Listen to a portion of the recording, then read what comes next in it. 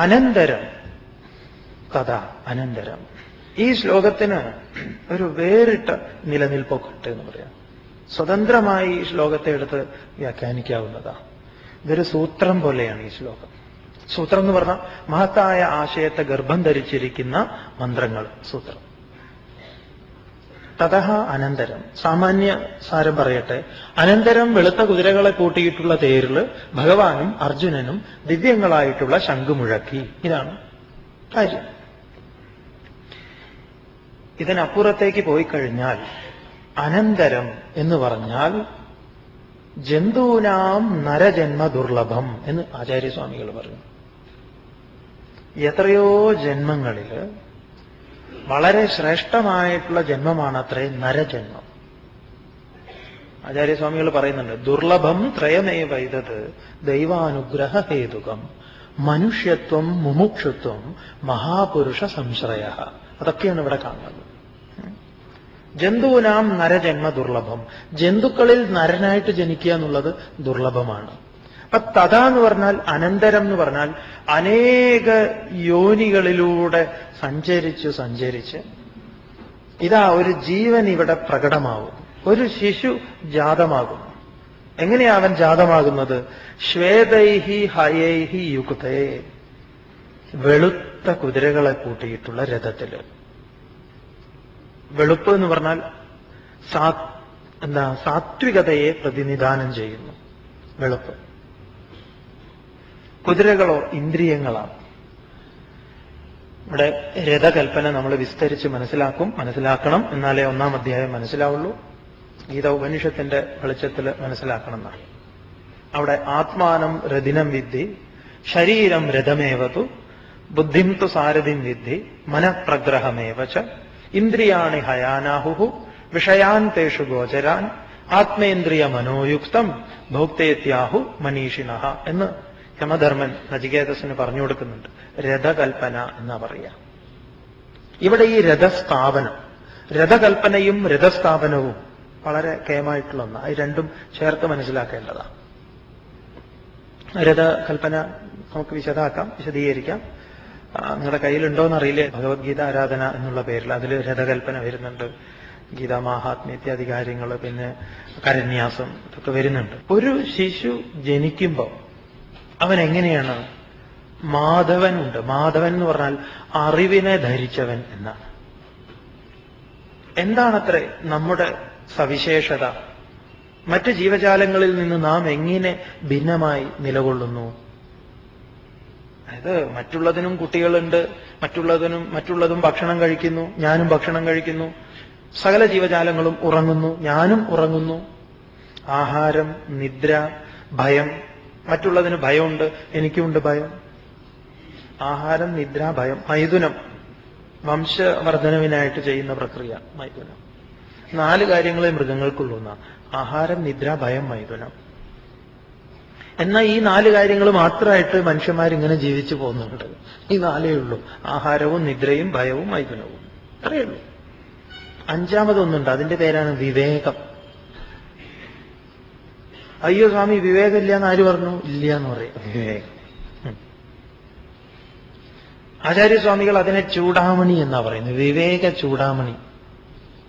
ധരിക്കാൻ പാകത്തിന്. ഈ നമ്മൾ വെക്കുന്ന ഓരോ സാധനം ഉണ്ടല്ലോ, ഈ ഞണ്ട് പോലെയൊക്കെയുള്ള തലയ്ക്ക് ഇങ്ങനെ ഓരോ ജീവികളെ പോലുള്ള ഓരോ സാധനങ്ങളുണ്ട്. ഇങ്ങനെ ചിലയിടത്തൊക്കെ പോയി കഴിഞ്ഞാൽ കണ്ടാൽ വിചാരിക്കും ഇത് എന്ത് ജീവിയാണ്. നോക്കുമ്പോൾ അത് തലയിൽ വയ്ക്കുന്നതാണ്.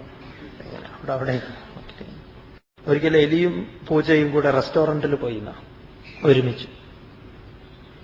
എലി പൂച്ച ഒരുമിച്ച് അവർ കയറിയത്. അങ്ങനെ ഇരുന്നു. അപ്പൊ എലി ഓർഡർ കൊടുത്തു, നെയ് റോസ്റ്റ്. അപ്പൊ എലിയോട് ചോദിച്ചു, നിങ്ങളുടെ ഫ്രണ്ട് പൂച്ചയ്ക്ക് എന്താ വേണ്ട? അപ്പൊ എലി വെയിറ്ററോട് പറയണം, എടോ വിട്ടി, അയാൾക്ക് വിശപ്പുണ്ടെങ്കിൽ ഞാനിവിടെ ഇരിക്കുമെന്ന്. ഇല്ല. പക്ഷെ വിശപ്പില്ലാത്തിടത്തോളം കാലം അവർ തമ്മിൽ സുഹൃത്തുക്കളായിട്ടിരിക്കാം. മൃഗങ്ങളിൽ അങ്ങനെ കാണാം. വിശപ്പില്ലെങ്കിൽ ഒരു മൃഗം വേറൊരു മൃഗത്തെ അത് ആഹരിക്കുകയാണ്. അങ്ങനെ ചെയ്യില്ല എന്ന് പറയാം. പൂച്ചയുടെ മുൻപിൽ എലി പെട്ട് കഴിഞ്ഞാൽ എലി ഒരിക്കലും ചിന്തിക്കില്ല, പൂച്ച ചിന്തിക്കില്ല, കർത്തും അകർത്തും അന്യതാകർത്തും. എനിക്ക് പിടിക്കാം, പിടിക്കാതിരിക്കാം, പിടിച്ചു വളർത്താം. വിശപ്പുണ്ടി ചാടി ഒറ്റപ്പെടുത്താം, വിശപ്പില്ലി ഒഴിവാക്കാം. പക്ഷെ നമ്മളെ സംബന്ധിച്ച് അങ്ങനെയല്ല. നമ്മുടെ മുൻപിൽ എലിപ്പെട്ട ഒറ്റയടിക്ക് അതിന്റെ കഥ കഴിക്കാം. വേണമെങ്കിൽ അതിനെ പിടിച്ച് വെള്ളത്തിലിട്ട് ഇങ്ങനെ മുക്കി മുക്കി കൊല്ലാം. ഇനി അല്ല, അതിനെ പരീക്ഷിക്കാം, പരീക്ഷണമൊക്കെ നടത്തേ. പല ആദ്യ പരീക്ഷണങ്ങളെല്ലാം അതിലാണല്ലോ നടത്തുന്നത്. പക്ഷെ നമ്മുടെ കാര്യത്തിൽ, അതെ, മൃഗങ്ങളുടെ കാര്യത്തിൽ അങ്ങനെയല്ല. അവര് പ്രകൃതിക്കനുസരിച്ച് പോകുന്നു, പ്രകൃതി അനുസാരികളാണ്. നമുക്ക് ചെയ്യാനും മറിച്ചു ചെയ്യാനും ചെയ്യാതിരിക്കാനുമുള്ള വിവേകമുണ്ട്. ഈ വിവേകം നാം ഉപയോഗിക്കുന്നത് എന്തിനാണ്? ഈ വിവേകത്തിലൂടെ നാം വൈരാഗ്യത്തെ ആർജിച്ച് ഈ പ്രപഞ്ചത്തിന്റെ ആധാരത്തെ കണ്ടെത്തി അതിലമർന്നിരിക്കേണ്ടവനാണ്. അതിനെയാണ് മാധവൻ എന്ന് പറയുക. ആ അറിവോട് കൂടിയിട്ട്, ആ സ്വാതന്ത്ര്യത്തോടു കൂടി വരുന്ന ഒരേ ഒരു സൃഷ്ടിയിലെ മകുടമാണ് നാം. അപ്പൊ ഒരു കുട്ടി വരുന്നതേ ശുദ്ധ അന്ധകരണത്തോടു കൂടിയിട്ടാണ്. ഇന്ദ്രിയങ്ങളൊക്കെ ശുദ്ധമാണ്, വെളുത്ത കുതിരകളാണ്, അതിലൊരൽപ്പം പോലും കറയില്ല എന്ന് പറയാം. മഹതീസ്യന്തനെ, മഹത്തായ രഥം. എന്തുകൊണ്ട്? അതിൽ മാധവൻ ഇരിക്കുന്നു എന്നുള്ളത് കൊണ്ട്. ശരീരം രഥമേവതു എന്നാണ്. അപ്പൊ നമ്മുടെ രഥത്തിന്റെ മാഹാത്മ്യം എന്താണ്? ഭഗവാൻ അറിവ് ആയി നമ്മിലിരിക്കുന്നു എന്നുള്ളത് കൊണ്ട്. പ്രപഞ്ചത്തിലെ എല്ലാ രഥങ്ങളും ശ്രേഷ്ഠം തന്നെ, പക്ഷെ ഇതിന് കുറേയും കൂടെ ശ്രേഷ്ഠതയുണ്ട്. മാധവൻ. ഇനി ഈ രഥത്തിന്റെ മറ്റു പല മാഹാത്മ്യങ്ങളുണ്ട്. വീണ്ടും ഈ രഥം അഗ്നി ഭഗവാനാൽ കൊടുക്കപ്പെട്ടതാണ് അർജുനന്. എന്ന് പറഞ്ഞാൽ നമ്മൾ വീണ്ടും സൂര്യനിലെത്തുന്നു. ഇതാണ് നമ്മുടെയൊക്കെ രഥം, ഈ ശരീരമാകുന്ന രഥം.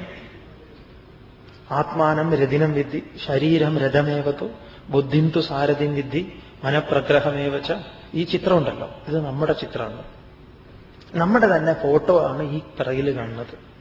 നമ്മുടെ ഫോട്ടോ, വേറെ ആരുടെയും ഫോട്ടോ അല്ല, നമ്മുടെ ഫോട്ടോ. എന്തൊക്കെയുണ്ട് നമുക്ക് എന്ന് ചോദിച്ചാൽ ഈ കാണുന്നതൊക്കെയുണ്ട്. ഇന്ദ്രിയങ്ങളാകുന്ന കുതിരകൾ, മനസ്സ്, ബുദ്ധി, ശരീരം. ശരീരം, മനസ്സ്, ബുദ്ധി, ഇന്ദ്രിയങ്ങൾ, ഇന്ദ്രിയ വിഷയങ്ങൾ. ഈ നമ്മൾ പോകുന്നത് എങ്ങോട്ടാണ്? എങ്ങോട്ടേക്കാണ് പോകേണ്ടത്? ഇതൊക്കെയാണ് കഠോപനിഷത്തിലെ യമധർമ്മൻ നചികേതസിന് പറഞ്ഞു കൊടുക്കുന്നത്. ഇത് എവിടെ കൊണ്ടുപോയിട്ടാണ് നിർത്തേണ്ടത്? ഈ നിർത്തുന്ന സ്ഥലമാണ് അർജുനൻ ഭഗവാനോട് ചോദിച്ചത്. ഭഗവാൻ കൊണ്ട് നിർത്തി കൊടുക്കുന്നുമുണ്ട്. ശ്രദ്ധിക്കുക.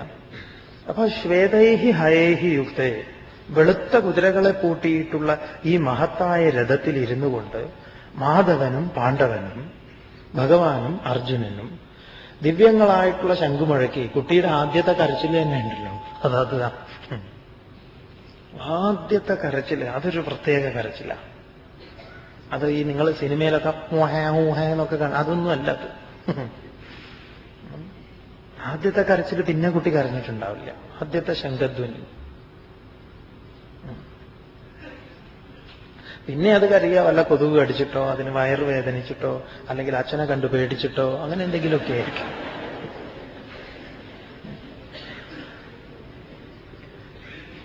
പിന്നീടുള്ള കരച്ചിലുകളൊക്കെ.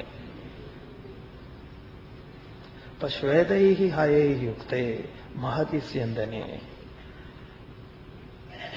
ദിവ്യങ്ങളായിട്ടുള്ള ശംഖ് മുഴക്കി. എന്തൊക്കെയാണ് ദിവ്യങ്ങളായിട്ടുള്ള ശംഖ്? ഈ ശംഖധ്വനി എന്തൊക്കെയാണ് ആ കുരുക്ഷേത്ര ഭൂമിയിൽ എങ്ങനെ പ്രകടമായി? ഇതൊക്കെ അടുത്ത 2 ശ്ലോകങ്ങൾ 15ഉം 16. അതിൽ ഈ 14, 15, 16 വളരെ പ്രധാനപ്പെട്ട ശ്ലോകങ്ങളാണ്. നിങ്ങൾ അതിനെ നന്നായിട്ട് തന്നെ ഉൾക്കൊള്ളണം. വേറിട്ട് നിങ്ങൾക്ക് ഇതൊക്കെ കാണാം. എന്താണ് ആ വെളുത്ത കുതിരകളെ ഉള്ള തേരിൽ അങ്ങനെ ഭഗവാൻ വന്നു എന്നൊക്കെ. അതിലുപരി നമ്മൾ തന്നെ ഈ പ്രപഞ്ചത്തിലേക്ക് കടന്നു വന്നത് നമ്മുടെ ആ വരവ് തന്നെയാണ് ഇത് എന്ന് പറയാം. നമ്മുടെ വരവാണ്. നമ്മൾ ഈ ഭൂമിയിലേക്ക് വന്നത് എങ്ങനെയാണ്? ഭഗവാൻ നമ്മുടെ കൂടെയുണ്ട്. എങ്ങനെ? അറിവായിട്ട്. അറിവായിട്ടാണ് ഭഗവാൻ കൂടെ ഉള്ളത്, വേറെ ഒരു പ്രകാരത്തിലുമല്ല, അറിവോട് കൂടിയിട്ട്. എന്നിട്ട് ഇവിടെ എന്താണ് ചെയ്തത് പറയുന്നു, നോക്കാം. 15-ാമത്തെ ശ്ലോകം. പാഞ്ചജന്യം ഹൃഷീകേശോ ദേവദത്തം ധനഞ്ജയഃ പൗണ്ഡ്രം ദദ്മൗ മഹാശംഖം ഭീമകർമാവൃകോദരഃ. പാഞ്ചജന്യം ഹൃഷീകേശഃ ദേവദത്തം ധനഞ്ജയഃ പൗണ്ഡ്രം ദദ്മൗ മഹാശംഖം ഭീമകർമ്മ വൃകോദരഃ. ആദ്യം ഭഗവാന്റെ ശംഖ് പറയുന്നു. അവിടെ ഭീഷ്മര് മുഴക്കി, ഉടനെ കിട്ടിയതൊക്കെ എടുത്ത് എല്ലാവരും മുഴക്കി. ഇവിടെ അങ്ങനെയല്ല. ആദ്യം ഭഗവാനിൽ നിന്ന് തുടങ്ങുന്നു എന്ന് പറയാം. നമ്മുടെ എന്ത് കർമ്മവും ആരംഭിക്കേണ്ടത് അവിടെ സമർപ്പിച്ചുകൊണ്ടാണ്. നമ്മുടെ വിദ്യ ആരംഭിക്കുകയാണ്. വിദ്യാഭ്യാസം എന്താ അരിയിലെഴുതുന്നു, എന്താ അരിയിലെഴുത്തല്ല, അരിയിലെഴുതുന്ന പറയുന്നത് വിദ്യാരംഭം. എല്ലാ ചടങ്ങുകളും ആ ആരംഭം ഭഗവാനിൽ സമർപ്പിച്ചുകൊണ്ട്. അതില്ലാതെയാവുമ്പോഴാണ്. അത് ചിലരെ സംബന്ധിച്ച് അങ്ങനെ. ഒരു തൂമ്പ എടുക്കുമ്പോൾ പോലും അവരത് തൊട്ട് ഒന്നിങ്ങനെ അത്രയും മതി. വലിയ മന്ത്രങ്ങളൊന്നും അറിയണ്ട. ഓം തൂമ്പായ നമഃ, ഓം അതായ നമഃ. എന്തിനാ വെറുതെ ഈ ഹോയ ഭൂം തക്കു എന്നൊക്കെ പറഞ്ഞു അത് ഇല്ലേ? ഈ ഓട്ടോറിക്ഷ എടുക്കുന്നവർ കണ്ടുണ്ടോ? ആ സ്റ്റിയറിംഗിന്റെ അതിന്റെ ഹാൻഡിലിന്റെ മുകളിൽ രാവിലെ തന്നെ മതി. അതിനൊരു ഐശ്വര്യമുണ്ട്. എവിടെയോ കൊണ്ട് സമർപ്പിക്കുക. എവിടെയോ സമർപ്പണമില്ലാത്ത ജീവിതം എങ്ങനെയാ പൂർണ്ണതയുണ്ടാവുക? അതുകൊണ്ട് ഭഗവാനിൽ നിന്ന് തുടങ്ങുന്നു. പാഞ്ചജന്യം ഹൃഷീകേശ. ഗംഭീരാണ് പ്രയോഗം. ഋഷികേശൻ എന്ന് പറഞ്ഞാൽ ഋഷികാണാം ഈശഃ. ഋഷികം എന്ന് പറഞ്ഞാൽ ഇന്ദ്രിയങ്ങൾ എന്നാണ്. ഭഗവാൻ ഇവിടെ വ്യാസൻ കൊടുത്തിരിക്കുന്ന ആദ്യത്തെ പേര് ഋഷികേശൻ എന്നാണ്. അല്ലാതെ നല്ല ചുരുണ്ട മുടിയുള്ളവൻ എന്ന് മാത്രമല്ല. ഋഷികാണാം ഈശഃ. ഋഷികങ്ങളുടെ, ഇന്ദ്രിയങ്ങളുടെ ഈശൻ എന്ന് പറഞ്ഞാൽ ബോധം എന്ന് തന്നെ. പാഞ്ചജന്യത്തെ മുഴക്കി. കഥ കേട്ടിട്ടുണ്ടാകും. പഞ്ചജനൻ എന്ന അസുരൻ. ശ്രദ്ധിക്കുക. ഈ അസുരൻ ശംഖുരൂപിയായിട്ട് ഭഗവാന്റെ കയ്യിൽ നിന്ന് രക്ഷപ്പെടാൻ വേണ്ടി ശംഖുരൂപം പ്രാപിച്ച് കടലിന്റെ അടിയിൽ ഒളിച്ചു. കഥ സ്വാമി വിസ്തരിക്കുന്നില്ല, അറിയുന്നതാണ് നിങ്ങൾക്ക്. ഏതായാലും ഭഗവാൻ ഇവനെ ശംഖിന്റെ ഉള്ളിൽ നിന്ന് പിടിച്ച് പുറത്തിട്ടു. കൊന്നു എന്നാണ്. കൊന്നു. ഈ അസുരന്മാരെ കൊല്ലലാണ് ഭഗവാന്റെ ഒരു വിനോദം. നമുക്ക് മനസ്സിലാവാത്തതും അതാണ്. കുട്ടികൾക്കൊക്കെ ഉള്ള ഏറ്റവും വലിയ സംശയം ഈ ഭഗവാൻ ഈ കൊല്ലുന്ന പരിപാടി അത് നല്ലതല്ലല്ലോ എന്നാണ്. ഈ അസുരനെ കൊന്നു. ആരെയാ ഭഗവാൻ കൊല്ലുന്നത്? അസുരന്മാരെയാണ് കൊല്ലുന്നത്. ആരാണ് അസുരൻ? അസുരൻ എന്ന് പറഞ്ഞാൽ അസു പ്രാണേഷു ഇന്ദ്രിയേഷു രമന്തേ ഇതി അസുരാഹ. ഇന്ദ്രിയങ്ങളിൽ രമിക്കുന്നവൻ അസുരൻ. ഇന്ദ്രിയങ്ങളും ഇന്ദ്രിയ വിഷയങ്ങളും സത്യമെന്ന് കരുതി ജീവിക്കുന്നവരൊക്കെ അസുരന്മാരാണ്. ആഹാ, അതെ. അതുകൊണ്ട് ഈ അസുരന്മാർക്ക് ഇന്ദ്രിയങ്ങൾക്കൊക്കെ കുറച്ച് വലിപ്പം കൂടും. കണ്ടിട്ടില്ലേ? നാക്ക് കുറച്ച് പുറത്തേക്ക് നിൽക്കും, അല്ലേ? കണ്ണ് തുറച്ച് നിൽക്കും, പല്ലൊക്കെ പുറത്തു വരും. എന്ന് പറഞ്ഞാൽ ഏത് നേരം തിന്നുക, ഏത് നേരം കുടിക്കുക, ഇങ്ങനെയുള്ള ചിന്ത മാത്രമേ ഉള്ളൂ. ശബ്ദസ്പർശ രസരൂപ ഗന്ധാദികൾ സത്യമെന്ന് കരുതി അതിന്റെ ലാളന പാലന പോഷണ ഇത്യാദി കാര്യങ്ങൾക്കൊക്കെ വേണ്ടി സ്വജീവിതത്തെ സമർപ്പിക്കുന്നവർ അസുരന്മാരായിട്ടാണ് പറഞ്ഞിരിക്കുന്നത്. അതിനെ ചിത്രത്തിലേക്ക് വരുന്ന സമയത്ത് കുറച്ച് ഇതിലാണ്, ഇന്ദ്രിയങ്ങളിലാണ് അവരുടെ താല്പര്യം. ദൈവികമായിട്ടുള്ള ഭാവം വരുമ്പോൾ ഇന്ദ്രിയങ്ങൾക്കൊക്കെ അധികരണമുണ്ട്, അധികരിച്ചു നിൽക്കും. അത് എന്ന് പറഞ്ഞാൽ അതിന്റെ സാധ്യതയെ കാണിക്കുന്നത്. അപ്പൊ ഈ അസുരനെ കൊല്ലുക എന്ന് പറഞ്ഞാൽ ആസുരികമായ ഭാവത്തെ ഇല്ലായ്മ ചെയ്യുക എന്നാണ്. അതാ മനസ്സിലാക്കേണ്ടത്. അങ്ങനെയാണെങ്കിൽ ഭഗവാൻ ഒരുപാട് പേരെ കൊന്നിട്ടുണ്ട്. ചെറുപ്പം മുതൽ തുടങ്ങിയിട്ടുള്ള പരിപാടിയത്. മുല കുടിക്കുന്ന സമയത്ത് പൂതനയെ വകവരുത്തി, കാലിട്ടടിക്കുന്ന സമയത്ത് തൃണാവർത്തനെയും ചടകാസുരനെയും ഒക്കെ ശരിയാക്കി, ബകാസുരനെ. ഇങ്ങനെ ഈ അസുരന്മാരെ മുഴുവൻ ചുരുക്കി പറഞ്ഞാൽ ഇന്നൊരു കോടതിയിലേക്ക് കേസെടുത്താൽ FIR പരിശോധിച്ചു കഴിഞ്ഞാൽ ആദ്യ ദിവസം തന്നെ കോടതി തള്ളും കേസ്. കാരണം ഇതൊന്നും സംഭവിക്കില്ല എന്ന് പറയും. കാരണം ഒരു കുട്ടിക്ക് ഇത് കേസ് രജിസ്റ്റർ ചെയ്യാൻ പറ്റില്ല. ഇനി വേണമെങ്കിൽ ഈ നമ്മുടെ ഈ പല പല കലാപങ്ങളൊക്കെ ഉണ്ടാവുമല്ലോ, ഇപ്പൊ ഈ മാറാട് കലാപം, അതൊക്കെ ചർച്ച ചെയ്യുന്ന കോടതി തന്നെ വേറെയാണ്. ഇതുപോലെ കൃഷ്ണന്റെ കേസ് കൈകാര്യം ചെയ്യാൻ ഒരു പ്രത്യേക കോടതി വേണ്ടി വരും. കാരണം കാണിച്ചു കൂട്ടിയത് അത്രയും ഒരാറാം ക്ലാസ്സിൽ പഠിക്കുന്ന പ്രായമായിട്ടില്ല, അതിനു മുമ്പേ അമ്മാവനെ ശരിയാക്കി.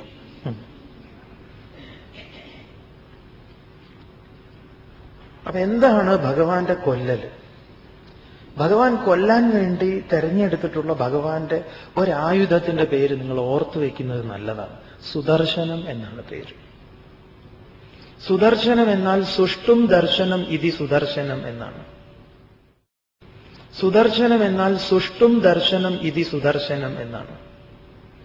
പക്ഷെ നമുക്ക് ഈ ആയുധം കണ്ടു പരിചയമുള്ളത് ഈ തടിക്കമ്പനിയിലെ അറക്ക കമ്പനിയിലെ ഒരു വാളുണ്ട്, പല്ലിങ്ങനെ കുറെ പല്ലുകളുള്ള. ശിവകാശിക്കാരൻ വരച്ചപ്പോ അത് അങ്ങനെ വരച്ചു. അപ്പൊ നമ്മൾ വിചാരിച്ചു ഇങ്ങനെ ഒരു വാള് ഭഗവാൻ ഇങ്ങനെ അങ്ങോട്ട് കറക്കി കിട്ടും, അത് കൊണ്ടുപോയി കഴുത്തെടുക്കുമെന്ന്. പേര് സുദർശനം എന്നാണ്. ദർശനം കാഴ്ചപ്പാട്, സുദർശനം ശരിയായ കാഴ്ചപ്പാട്. ശരിയായ കാഴ്ചപ്പാട് നൽകിക്കൊണ്ടാണ് ഒരുവനെ കൊല്ലുന്നത്. അങ്ങനെയാണ് ഇവിടെ കൊല നടന്നിട്ടുള്ളത്.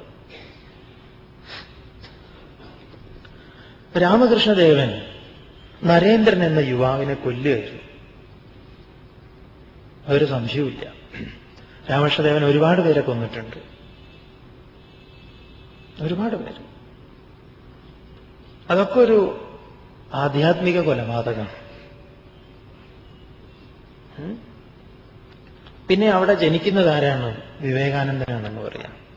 ഇതുകൊണ്ടാണ് ഭഗവാൻ ആരെ കൊന്നു കഴിഞ്ഞാലും ആ രൂപത്തിൽ നിന്ന് വേറൊരു രൂപം ജനിക്കും, ആ രൂപം ഭഗവാനെ സ്തുതിക്കും. അതിന്റെ താല്പര്യം ഇതാണ്. അതായത് പഴയ ആളല്ലപ്പോ.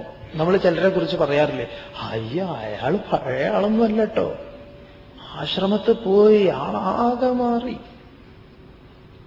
പഴയ ആളെ അല്ല. അതെ, പഴയ ആളല്ല, അയാളുടെ കാഴ്ചപ്പാട് മാറി. പണ്ട് അയാൾ അമ്പലം പൊളിച്ച് കക്കൂസ് പണിയണമെന്ന് പറഞ്ഞ ആളാണ്, ഇപ്പൊ അയാൾ അമ്പലത്തിന്റെ പ്രസിഡന്റാണ്. ബാലകൃഷ്ണ മേനോൻ നാഷണൽ ഹെറാൾഡ് പത്രത്തിൽ പ്രവർത്തിക്കുന്ന സമയത്ത് സന്യാസിമാരാണ് ഭാരതത്തിന്റെ ശാപം. ഈ മൂരാച്ചികളെ ഹിമാലയൻ ഗുഹയ്ക്കുള്ളിൽ നിന്ന് പുകച്ചു പുറത്തു ചാടിച്ചു. ഭാരതത്തിന്റെ സ്വാതന്ത്ര്യത്തിന് വേണ്ടി ചെറുപ്പക്കാരെയും മറ്റ് അങ്ങനെയുള്ള ഒരു കൂട്ടം ആളുകളുടെ ആവശ്യം ഉള്ള സമയത്ത് ഈ മൂരാച്ചികൾ അതിൻ്റെ ഉള്ളിൽ പോയി ഇരുന്നിട്ട് ശിവോഹം എന്നൊക്കെ പറഞ്ഞ് അങ്ങനെ ഇരിക്കുക. ഇവന്മാരെ പുറത്തു ചാടിച്ചിട്ട് എന്നെ കാര്യം. ഒരു വെള്ളിയാഴ്ച ദിവസം പത്രപ്രവർത്തകന്റെ ഒരു ക്യാമറയും നോട്ട്ബുക്കും ഒക്കെ ആയിട്ട് ഋഷികേശിലേക്ക് പോവുക, തിങ്കളാഴ്ച മുതൽ ടീച്ചർ എഴുതാൻ. സ്വാമിജി പറയുന്നു യുവത്തിനെ അഡ്രസ് ചെയ്യുമ്പം, മക്കളെ ആ തിങ്കളാഴ്ച പിന്നെ എനിക്ക് വന്നിട്ടില്ല. ബാലകൃഷ്ണമേനോനെ കൊന്നു ശിവാനന്ദ സ്വാമികൾ. പിന്നെയോ ചിന്മയാനന്ദൻ ജനിക്കുന്നു. ആ ചിന്മയാനന്ദനെ സ്തുതിക്കാതിരിക്കാൻ പറ്റില്ല. നരേന്ദ്രൻ കൊല്ലപ്പെട്ടു കഴിഞ്ഞാൽ വിവേകാനന്ദന് തന്റെ ഗുരുവിനെ സ്തുതിക്കാതിരിക്കാൻ പറ്റില്ല. ഏതൊക്കെ അസുരന്മാരെ ഭഗവാൻ കൊന്നിട്ടുണ്ടോ ആ അസുരന്മാരൊക്കെ സുരന്മാരായിട്ട് ഒരു സ്തുതി നടത്തുന്നുണ്ട്. എങ്ങനെയാണോ ശരീരത്തിലെ ഒരു അവയവം കേടുപാട് സംഭവിച്ചു കഴിഞ്ഞാൽ ആ അവയവത്തെ മാറ്റിവെക്കുന്നത്, ഇത് ശരീരം പൂർണ്ണമായി ദുഷിച്ചിരിക്കുക. എങ്ങനെയാ ശരീരം ദുഷിക്കുന്നത്? സങ്കല്പങ്ങളെ കൊണ്ട്, വികാര വിചാരങ്ങളെ കൊണ്ട്, തെറ്റായ കാഴ്ചപ്പാടിൽ നിലനിന്നതുകൊണ്ട്. ആ കാഴ്ചപ്പാടിനെ, ദർശനത്തെയാണ് ഭഗവാൻ മാറ്റുന്നത്. അതാണ് ഇവിടുത്തെ കൊല. അതുകൊണ്ടാണ് പുഷ്പവൃഷ്ടിയും മറ്റും ഉണ്ടാകുന്നത്. അല്ലാതെ ഈ ആളുകളെ കൊല്ലുന്നതല്ല ഇവിടുത്തെ കൊല. ആ കൊല നിരന്തരം നടക്കുന്നുണ്ട്. അത് കൃഷ്ണന്റെ കാലത്തുണ്ട്, അതിനുശേഷവും ഉണ്ട്, ഇപ്പോഴും ഉണ്ട്. ഓരോരുത്തരുടെ നോട്ടം മതി ചിലരൊക്കെ മരിക്കാൻ. ഭഗവാൻ ചിലരെയൊക്കെ നോക്കിക്കൊന്നു എന്ന് പറയുന്നത് അതുകൊണ്ടാണ്. ചിലരുടെ ഒരു തലോടലോ, ചിലരുടെ ഒരു സംഭാഷണം. രാമകൃഷ്ണ വചനാമൃതം വായിച്ചു കഴിഞ്ഞാൽ നിങ്ങൾക്ക് മനസ്സിലാവും. ഇതിൽ വരാൻ പോകുന്ന ഒരു കാര്യമുണ്ട്. അപ്പൊ നമുക്ക് എന്താ, ഈ വിവേകാനന്ദ സ്വാമികളുടെ സാന്നിധ്യത്തിൽ എത്ര പേര് മാറി മറിഞ്ഞിട്ടുണ്ട്. ഇത്തരത്തിൽ സ്വാമിജിയൊക്കെ എന്താ പറയുക, സ്വാമിജിയെ വാദിച്ച് തോൽപ്പിച്ച് പരാജയപ്പെടുത്താൻ വളരെ ആസൂത്രിതമായിട്ട് നീക്കങ്ങളൊക്കെ നടത്തി സ്വാമിജിയുടെ അടുത്ത് പോയി കഴിഞ്ഞാൽ, അല്ലെങ്കിൽ ശങ്കരാചാര്യർ, അതിനു മുൻപുണ്ടായിരുന്ന ശങ്കരാചാര്യർ, ഇവരൊക്കെ ചെയ്തിട്ടുണ്ട് ഇത്. ഒരു കാഴ്ചപ്പാട്, ശരിയായ കാഴ്ചപ്പാടിനെ പ്രദാനം ചെയ്തുകൊണ്ട് പഴയ കാഴ്ചപ്പാടിനെ പൂർണ്ണമായി മാറ്റിമറിച്ച് ഒരു പുതിയ വ്യക്തിത്വത്തെ, ഒരു നവമായ വ്യക്തിത്വത്തെ പ്രദാനം ചെയ്തുകൊണ്ട് മനുഷ്യനെ പൂർണ്ണമായി മാറ്റിയെടുക്കുന്ന പ്രക്രിയയെ നമ്മുടെ പുരാണത്തിൽ വരുമ്പം അതൊരു മോക്ഷം കൊടുക്കുക എന്ന് പറയും. കൊല്ലുക എന്നൊന്നുമല്ല അതിൽ പറയുന്നത്, മോക്ഷം എന്ന് തന്നെയാണ്. എപ്പോഴോ വ്യാഖ്യാനിച്ച ദുർവ്യാഖ്യാതാക്കൾ അവർക്ക് മനസ്സിലാവാത്തപ്പോ അവര് പറഞ്ഞു കൊന്നു എന്ന്. ഭഗവാൻ കൊന്നാ പിന്നെ കേസില്ലല്ലോ. ഒരാൾക്ക് ഒരാളെയും കൊല്ലാനുള്ള അധികാരമില്ല. മോക്ഷം കൊടുക്കുകയാണ്. മോക്ഷം എന്ന് പറഞ്ഞാൽ അതാണ് സ്വാതന്ത്ര്യം. ഈ കെട്ടുപിണഞ്ഞിരിക്കുക മറ്റു പലതിലും. അപ്പൊ പാഞ്ചജന്യം, പഞ്ചജനനെ എന്ത് പേര് തന്നെ, എന്ത് ഗംഭീര. പഞ്ചജനൻ എന്നാണ് അസുരന്റെ പേര്. പഞ്ചജനൻ എന്ന് പറഞ്ഞാൽ 5 പ്രകാരത്തിലേക്ക് ജനിച്ചവൻ. എന്താണ് 5? ശബ്ദം, സ്പർശം, രൂപം, രസം, ഗന്ധം. ഇതിലാണ് ഇവൻ ജനിച്ചിരിക്കുന്നത്. ഇതിലേക്ക് ജനിച്ചിരിക്കുക. ഇത് സത്യമെന്ന് കരുതുന്നവൻ. അതുകൊണ്ടല്ലേ രാവണന് 10 തല. ദശമുഖൻ എന്ന് പറയുന്നത് എന്താണ്? ഈ അസുരനായതുകൊണ്ട്. അതായത് ശബ്ദസ്പർശ രസരൂപഗന്ധങ്ങളും അതുപോലെ കർമ്മേന്ദ്രിയങ്ങളും ജ്ഞാനേന്ദ്രിയങ്ങളും പുറത്തേക്ക് വെച്ച് സദാസമയം നടക്കുക. അല്ലാതെ ശരിക്കും 10 തല എന്നല്ല. അങ്ങനെയാണ് ചിന്മയാനന്ദ സ്വാമികൾ പറയും, കോംപ്ലിക്കേറ്റഡ് ഡെലിവറിയാണെന്ന് പറയാറുള്ളത്. മാത്രമല്ല രാവണൻ ഒന്ന് എന്താ ആ ആലുവെന്ന് ജോസ് ജംഗ്ഷനിലേക്ക് വരികയാണെങ്കിൽ ആ ബസ്സിലുള്ള പ്രശ്നം ഒന്ന് ആലോചിച്ച് നോക്കൂ.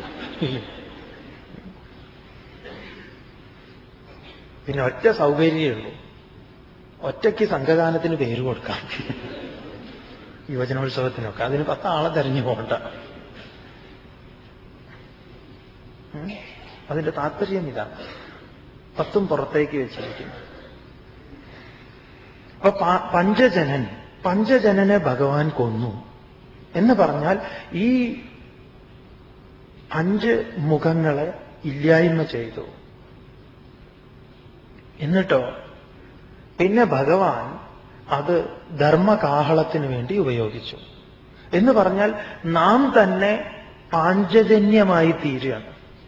എപ്പോഴാണ് നാം പാഞ്ചജന്യമായി തീരുന്നത്? ആസുരികമായ ഭാവം നമ്മിൽ നിന്ന് ഇല്ലാതെയായ മാത്രം. അതിന് ആരുടെ സാന്നിധ്യം വേണം? ആരനുഗ്രഹിക്കണം? ഭഗവാൻ അനുഗ്രഹിക്കണം. അതിന് ഭഗവാൻ നിന്നാൽ പിന്നെ ഈ അസുരന്മാർ പോയിക്കോളും. എന്ന് പറഞ്ഞാൽ ബോധത്തെ അറിഞ്ഞാൽ പിന്നെ ഈ ഇതിന് നിലനിൽപ്പില്ല എന്നാണ്. പാഞ്ചജന്യം ഹൃഷീകേശ, ബോധസ്വരൂപൻ പാഞ്ചജന്യത്തെ മുഴക്കി. ദേവദത്തം ധനഞ്ജയ, ദേവൈഹി ദത്തം, ദേവന്മാരാൽ കനിഞ്ഞു കൊടുക്കപ്പെട്ടത്. ആര്? അർജുനൻ മുഴക്കി. പൗണ്ഡ്രം ദദ്മൗ മഹാശങ്കം ഭീമകർമ്മ വൃഗോദര, മഹത്തായ കർമ്മം ചെയ്യുന്ന ചെന്നായയുടെ വയറുള്ള വൃഗോദരനായിട്ടുള്ള ഭീമസേനൻ പൗണ്ഡ്രം എന്ന ശങ്കിനെ മുഴക്കി. ശ്വേതൈർഹയൈർയുക്തേ മഹദിത്യന്തനേ സ്ഥിതൗ മാധവ പാണ്ഡവശ്ചൈവ ദിവ്യൗ ശംഖൗ പ്രദദ്മതുഃ. പാഞ്ചജന്യം ഹൃഷീകേശോ ദേവദത്തം ധനഞ്ജയഃ പൗണ്ഡ്രം ദദ്മൗ മഹാശംഖം ഭീമകർമ്മാ വൃകോദരഃ.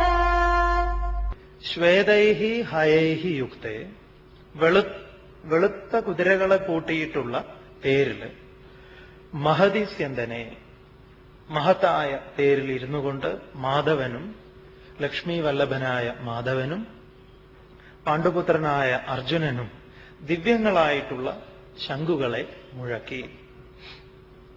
ഇതാണ് നമ്മൾ കണ്ടുകൊണ്ടിരിക്കുന്നത്. ഇപ്പം കഠോപനിഷത്തിന്റെ വെളിച്ചത്തിൽ ഉപനിഷത്താണ് ഭഗവത്ഗീത. ധ്യാന ശ്ലോകത്തിൽ നമ്മൾ പഠിച്ചു സർവോപനിഷദോ ഗാവോ ദോഗ്ധ ഗോപാലനന്ദന ഗീതാമൃതം മഹത്. ഇല്ലേ? ഭഗവത്ഗീത ഉപനിഷത്ത് ചേർത്ത് വെച്ചതാണ്. ആ ഉപനിഷത്ത് ചേർത്ത് വെച്ച പശുവിന്റെ പാലാണ് ഗീതാമൃതം. അത് കറന്നെടുക്കുന്നത് ഭഗവാനാണ്, കുടിക്കുന്നത് അർജുനനാണ് എന്നൊക്കെ പറഞ്ഞു. അപ്പൊ ഭഗവത്ഗീതയെ ഉപനിഷത്തിന്റെ വെളിച്ചത്തിൽ തന്നെ മനസ്സിലാക്കണം. അങ്ങനെയാണെങ്കിൽ ഒന്ന് പിറകിലേക്ക് നോക്കുന്നത് നല്ലതാണ്. രഥ ഈ ചിത്രം ഇത് നമ്മുടെ തന്നെ ചിത്രമാണ് എന്ന് പറയാം. നമ്മുടെ ഫോട്ടോയാണ് ഈ കാണുന്നത്. യമധർമ്മനാണ് ഈ ചിത്രം അവതരിപ്പിക്കുന്നത് ആദ്യമായി.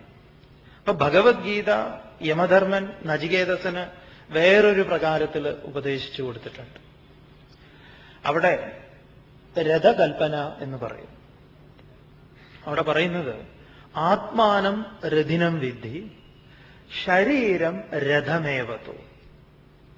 ശരീരത്തെ രഥമായി അറിഞ്ഞാലും ബുദ്ധിം തു സാരഥിം വിദ്ധി മന പ്രഗ്രഹമേവച.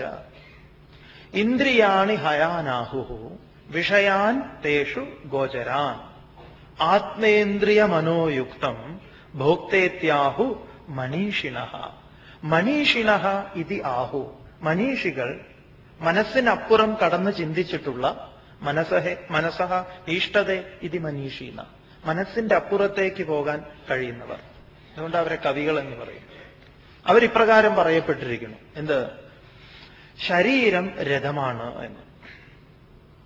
ഇപ്പം ഈ രഥകൽപ്പന ഒന്ന് നമ്മൾ വിസ്തരിച്ച് മനസ്സിലാക്കും. ഈ ഭഗവത്ഗീതാരാധന എന്ന് പറഞ്ഞിട്ട് ഒരു പുസ്തകം, ഈ സമ്പൂർണ്ണ ഗീതാജ്ഞാന യജ്ഞം ഇതിനു മുൻപ് തിരുവനന്തപുരത്ത് നടന്ന സമയത്ത് തയ്യാറാക്കിയിട്ടുള്ളതാണ്. ഗീതയെ സംബന്ധിച്ച് കുറെ കാര്യങ്ങൾ ഇതിലുണ്ട്. ഇപ്പോ നമ്മൾ കരന്യാസം പഠിക്കും. ഭഗവത്ഗീത കരന്യാസം.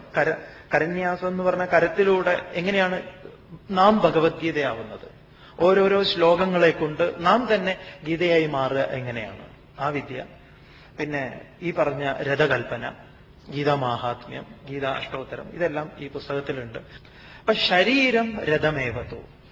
ശരീരം രഥമായിട്ട് ഉപനിഷത്ത് പറഞ്ഞിരിക്കുന്നു. അപ്പൊ മഹതി സ്യന്തനെ എന്ന് പറഞ്ഞു, മഹത്തായിട്ടുള്ള രഥം എന്ന്. എന്താണ് ഈ രഥത്തിന്റെ മാഹാത്മ്യം? ഇന്നലെ സൂചിപ്പിക്കുകയുണ്ടായി. മാധവൻ ഇതിലിരിക്കുന്നു എന്നുള്ളത് കൊണ്ട്. മാധവൻ എന്ന് പറഞ്ഞാൽ അറിവ് എന്ന് തന്നെ. വിവേകം നമ്മൾ കണ്ടു ഇന്നലെ. വിവേകം ഉള്ളതുകൊണ്ടാണ് സൃഷ്ടിയിൽ നമ്മെ മകുടമായി ചിത്രീകരിച്ചിരിക്കുന്നത്. സൃഷ്ടിയുടെ മകുടമാണ് നാം ഓരോരുത്തരും എന്ന് പറയാം. സൃഷ്ടിക്കപ്പെട്ടതിൽ ഏറ്റവും ശ്രേഷ്ഠമായിട്ടുള്ളത്.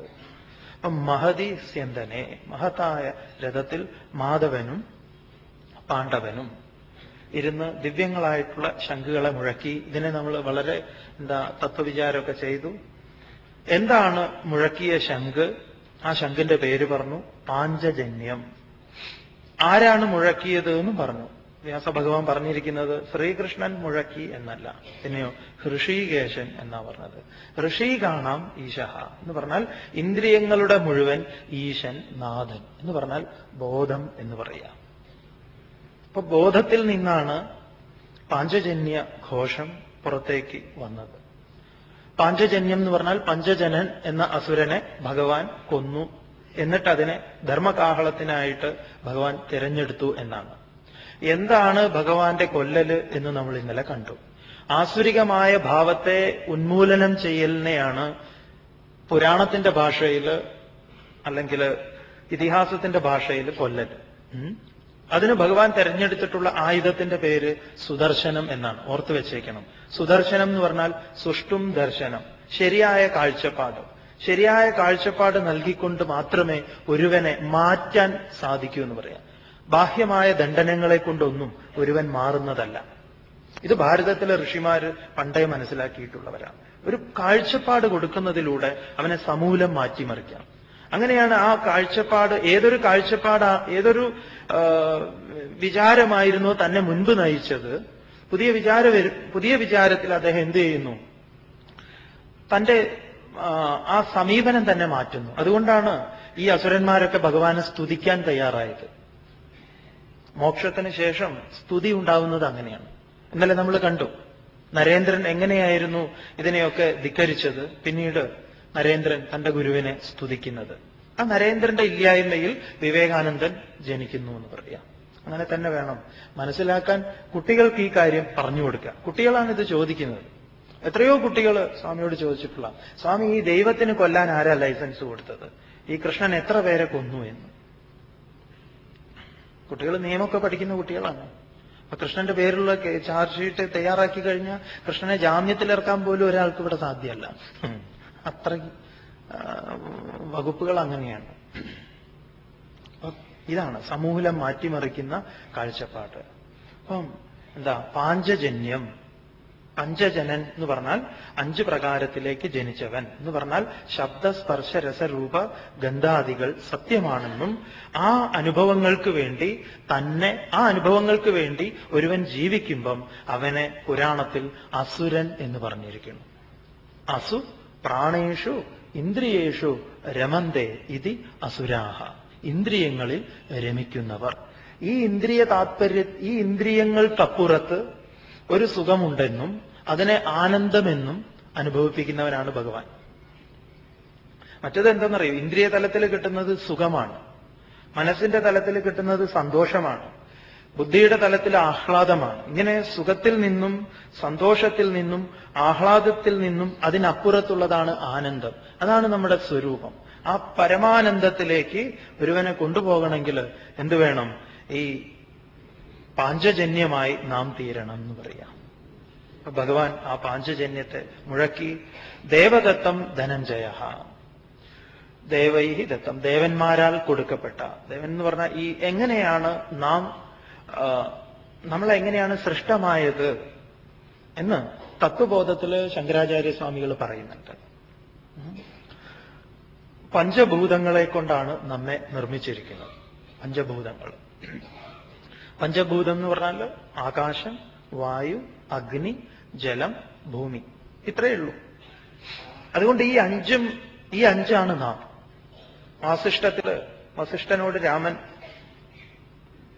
വസിഷ്ഠൻ രാമനോട് പറയുന്നുണ്ട്, ഹേ രാമ, സർവത്ര പഞ്ചഭൂതാനി, സർവത്ര എല്ലായിടത്തും പഞ്ചഭൂതാനി, ഷഷ്ടം കിഞ്ചിത് ന വിദ്യതേ, 6ാമതൊന്നിന് നിനക്കിവിടെ തെരഞ്ഞാൽ കിട്ടില്ല എന്ന് പറയും. പാതാളേ ഭൂതലേ വാ അപി. ഇനി നീ പാതാളത്തിൽ പോയാലും ഭൂമിയിൽ പോയാലും എവിടെ പോയാലും ഉള്ളതെന്താണ്? ഈ പഞ്ചഭൂതങ്ങള്. അതുകൊണ്ട് ധീര തത്രന മുഹ്യതി. ധീരൻ ഈ വിഷയത്തിൽ എവിടെയും ധീരന് മോഹമില്ല. എന്തുകൊണ്ട്? എല്ലായിടത്തും ഇത് മാത്രമാണ് എന്ന് പറയും. ഇതിന്റെ സമ്മേളനമാണ്, ഇത് കൂടിച്ചേർന്നതാണ്. അതുകൊണ്ട് ഇതിനെ വേദാന്തത്തിൽ പഞ്ചീകരണം എന്ന് പറയും. പ്രകർഷേണ പഞ്ചീകൃതം ഇതം പ്രപഞ്ചം. ഈ പഞ്ചമഹാഭൂതങ്ങൾ പല പ്രകാരത്തിൽ ചേർന്നതാണ് ഈ വിശ്വം.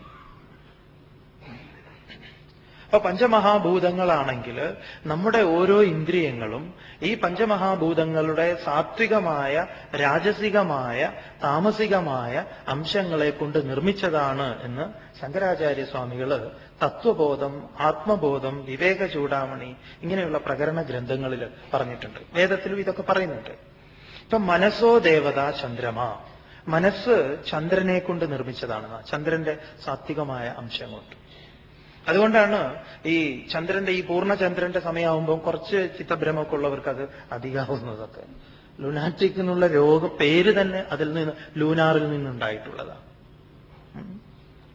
ഇപ്പൊ നാസിക ഭൂമിയിൽ നിന്നാണ്, ഗന്ധം ഭൂമിയുടേതാണ്, ആകാശത്തിൻ്റെതാണ് കാതുകൾ, ഇങ്ങനെ ജലത്തിൻ്റെതാണ് രസന, ഇങ്ങനെ ഓരോന്നും. സൂര്യൻ കണ്ണിന്റെ ബുദ്ധിയുടെ അധിഷ്ഠാന ദേവതയാണ്. ഇങ്ങനെ ഓരോന്നിന്റെയും ഓരോ ഇന്ദ്രിയങ്ങൾക്കും അതത് അധിഷ്ഠാന ദേവതകളെ ഭാരതീയ ഋഷി കൽപ്പിച്ചിട്ടുണ്ട്. അങ്ങനെയാണ് ഇവനെ ബന്ധിപ്പിച്ചിരിക്കുന്നത്. അതുകൊണ്ട് ഈ അധിഷ്ഠാന ദേവതകളോടൊക്കെ, ഇതൊക്കെ ദേവതകളാണ്, ആരാധിക്കേണ്ടതാണ്. അതിൽ നിന്നാണ് നാം തന്നെ ഉണ്ടായത്. നമ്മുടെ ഉള്ളിൽ ഒരു സമുദ്രം തന്നെയുണ്ട്. നമ്മുടെ സമുദ്രത്തിലേക്ക് ഓടിക്കോളൂ, എന്താ കടപ്പുറത്തേക്ക് ഓടുക. എന്നിട്ട് അവിടെ എത്തിക്കഴിഞ്ഞാൽ ആ കടലിലെ വെള്ളം തൊട്ട് നക്കി നോക്കുക. അപ്പം എന്തുണ്ടാവും? ഉപ്പ് രുചി ഇല്ലേ? ഉപ്പുണ്ടാവും പറയാം. എന്നിട്ട് നന്നായി കൈ തുടയ്ക്കുക. അതായത് ഒരു വിരലുകൊണ്ട് മുക്കി നോക്കിയാൽ മതി. എന്നിട്ട് അടുത്ത വിരലെടുത്ത് നെറ്റിന്ന് നോക്കുക. ഒരു സമുദ്രം നമ്മുടെ ഉള്ളിലുണ്ട് എന്ന് പറയാം. അതുപോലെ അഗ്നിയുണ്ട്, ഭൂമിയുണ്ട്, ആകാശമുണ്ട്. അതുകൊണ്ടാണ് മരിച്ചു കഴിഞ്ഞാൽ പഞ്ചത്വം പ്രാപിച്ചു എന്ന് പറയുന്നത്. പഞ്ചതത്വം, ആ പഞ്ചമഹാഭൂതങ്ങൾ വിഘടിച്ച് ആ പഞ്ചമഹാഭൂതങ്ങളായി തീരുന്നു. ഈ അധിഷ്ഠാന ദേവതകളോടൊക്കെ നമുക്കൊരു നമ്മുടെ സമീപനത്തിലും ഒരു നല്ലൊരു സമീപനത്തെ നാം പുലർത്തേണ്ടതുണ്ട് എന്നും നമ്മളെ ഓർമ്മിപ്പിക്കുന്നുണ്ട്. നമ്മുടെ ഉള്ളില് ജലസ്രോതസ്, ജലത്തെ ശുദ്ധീകരിക്കുന്ന കിഡ്നിയും മറ്റും ഉണ്ടല്ലോ, ഇല്ലേ? ഒരാചാര്യൻ അതിലെത്രത്തോളം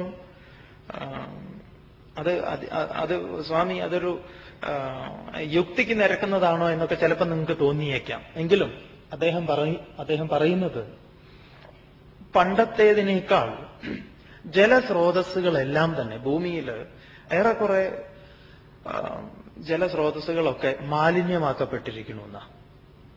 വളരെ തുച്ഛമായിട്ടുള്ള ഇടങ്ങളിൽ മാത്രമേ ഉള്ളൂ നമ്മൾ ഈ മലിനമാക്കാത്തതായിട്ട്. അതിപ്പം മാനസ സരസമൊക്കെ ഉണ്ടാവും കൈലാസത്തില്, അവിടെ അധികം പെട്ടെന്ന് പോകാൻ പറ്റാത്തതുകൊണ്ടാണ്. ബാക്കി ഒരുവിധം എല്ലാം മാലിന്യമാക്കപ്പെട്ട് കഴിഞ്ഞു. ഗംഗയിലൊക്കെ ഗംഗോത്രി ഗോമുഖിലൊക്കെ എത്തിയാൽ കുറച്ചൊരു ബാക്കി ഒരുവിധം എല്ലായിടത്തും ആയിക്കഴിഞ്ഞു എന്ന് പറയാം. അപ്പൊ ഈ സമഷ്ടിയിലെ ജലസ്രോതസ്സിന് ആ സമഷ്ടി ജലം മലിനമാക്കപ്പെടുന്ന സമയത്ത് വ്യഷ്ടിയിലും, കാരണം എന്താണോ സമഷ്ടിയായിരിക്കുന്നത് അത് തന്നെയാണ് ഞാനായിട്ടിരിക്കുന്നത്. അപ്പൊ എന്നിലെ സ്രോതസ്സിന് എന്തുണ്ടാവും? ഗ്ലാനി സംഭവിക്കുന്ന, അല്ലെങ്കിൽ ച്യുതി സംഭവിക്കും. അതെവിടെയാണ് എന്ന് ചോദിച്ചാൽ കിഡ്നിയിലാണ് അതിന്റെ ഇരിപ്പ് എന്നാണ്. അപ്പൊ കിഡ്നിക്ക് കുഴപ്പമുണ്ടാകുന്നത് ഇങ്ങനെ ഉണ്ടാക്കുന്നതുകൊണ്ടാണ് അത്ര ഒരു ആചാര്യൻ പറയുന്നതാണ്. അപ്പൊ ഈ കുളം വൃത്തികേടാക്കുക, കിണർ വൃത്തികേടാക്കുക, ഇങ്ങനെയുള്ളതൊക്കെ വൃത്തികേടാക്കി കഴിഞ്ഞാൽ സമഷ്ടിയിൽ അതിന് എന്തെങ്കിലും ചെയ്തു കഴിഞ്ഞാൽ ഇതിലും ഉണ്ടാവും. ആകാശത്തിലുണ്ടാകുന്ന ശബ്ദവീചികളും ശബ്ദകോലാഹലങ്ങളെ കൊണ്ടൊക്കെ നിറഞ്ഞു കഴിഞ്ഞാൽ കാതിന് സ്വാഭാവികമായിട്ടും കാതിന്റെ കാര്യം വലിയ സമയമൊന്നും വേണ്ടി വരില്ല എന്ന് പറയാം. അപ്പൊ സമഷ്ടി മഹാഭൂതങ്ങളെ പരിപാലിക്കുന്നുവെങ്കിൽ നമുക്ക് വ്യഷ്ടിയിലും അത് നമുക്ക് സുഖകരമായിട്ടുള്ള അനുഭവത്തെ തരുന്ന. ഇത് 3-ാം അധ്യായത്തിൽ വരാൻ പോകുന്നുണ്ട്. എങ്ങനെയാണ് ദേവന്മാർക്ക് തിരിച്ചു കൊടുക്കല്, എങ്ങനെയാണ് ദേവന്മാർ നമുക്ക് തിരിച്ചു തരുന്നത്. ദേവന്മാർ എന്ന് പറഞ്ഞാൽ ക്ഷേത്രത്തിനകത്തിരിക്കുന്ന ഓരോരോ കുട്ടിച്ചാത്തനും ഗുളികനും ഇങ്ങനെ ഇരിക്കുന്ന ബിംബങ്ങളായിട്ട് കരുതിയേക്കരുത്. ഉപനിഷത്തിന്റെ ഭാഷയിൽ ദേവന്മാർ എന്ന് പറഞ്ഞു കഴിഞ്ഞാൽ ഇന്ദ്രിയങ്ങൾ എന്നാണ്. പിന്നെ ആ ഇന്ദ്രിയങ്ങൾക്ക് അധിഷ്ഠാനമായ ദേവത. അപ്പൊ വരുണൻ ദേവനാണ്, വായു ദേവനാണ്, അഗ്നി ദേവനാണ്. അപ്പൊ ഇതുകൊണ്ടൊക്കെയാണ് നമ്മെ നിർമ്മിച്ചിരിക്കുന്നത് എന്ന് പറയാം. അപ്പൊ ദേവദത്തം എന്ന് പറഞ്ഞാൽ ഈ മഹാഭൂതങ്ങളാൽ കിട്ടിയിട്ടുള്ളതാണ് നമ്മുടെ ഇന്ദ്രിയങ്ങളൊക്കെ, അല്ലെങ്കിൽ നാം. അപ്പൊ ദേവദത്തം എന്ന് പറഞ്ഞാൽ ഈ മഹാഭൂതങ്ങളാൽ കിട്ടിയിട്ടുള്ളതാണ് നമ്മുടെ ഇന്ദ്രിയങ്ങളൊക്കെ, അല്ലെങ്കിൽ നാം.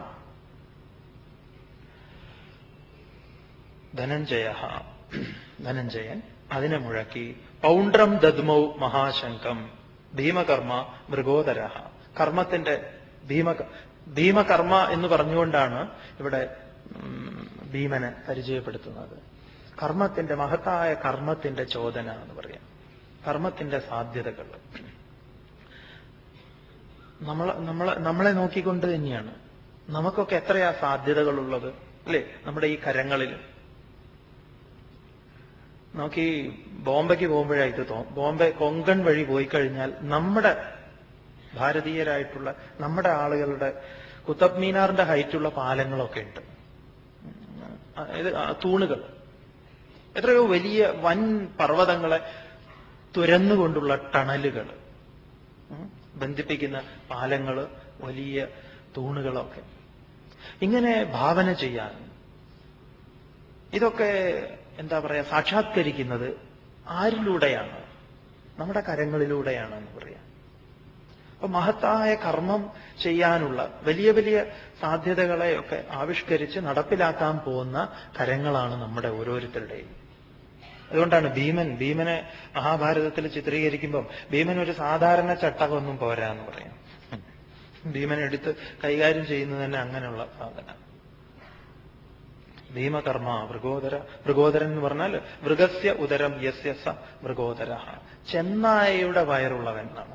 ചെന്നായയുടെ വയറ് നല്ല ഒട്ടിയതാണ് എന്ന് പറഞ്ഞാൽ എത്ര കഴിച്ചാലും അത് എല്ലാറ്റിനെയും അങ്ങനെ ഒതുക്കി വെച്ചുകൊള്ളും. എത്ര കർമ്മങ്ങളെയും ചെയ്യാൻ സന്നദ്ധനായിട്ടുള്ള ആ കർമ്മത്തിന്റെ പ്രതീകമായിട്ട് നമ്മുടെ ഭീമനെ കാണിച്ചിരിക്കുന്നു. വരുന്ന ശംഖുകളെക്കുറിച്ചും ഈ ശംഖധ്വനി വളരെ പ്രധാനപ്പെട്ട ശ്ലോകമാണ് അടുത്തത്. ഈ ശംഖധ്വനി അടുത്തതും അതിന്റെ അടുത്തതും, ഈ ശംഖധ്വനി ഏത് പ്രകാരത്തിൽ സമൂഹത്തിൽ അല്ലെങ്കിൽ ആ കുരുക്ഷേത്ര ഭൂമിയിൽ നിലകൊണ്ടു എന്ന് വ്യാസൻ പറയുന്നുണ്ട്. വളരെ വളരെ പ്രധാനപ്പെട്ടതാണ്. തുടർന്ന് അനന്തവിജയം രാജാ കുന്തിപുത്രോ യുധിഷ്ഠിരഃ നകുലഃ സഹദേവശ്ച സുഘോഷമണിപുഷ്പകൗ. അനന്തവിജയം രാജ കുന്തിപുത്രോ യുധിഷ്ഠിരഃ നകുലഃ സഹദേവശ്ച സുഘോഷോ മണിപുഷ്പകൗ.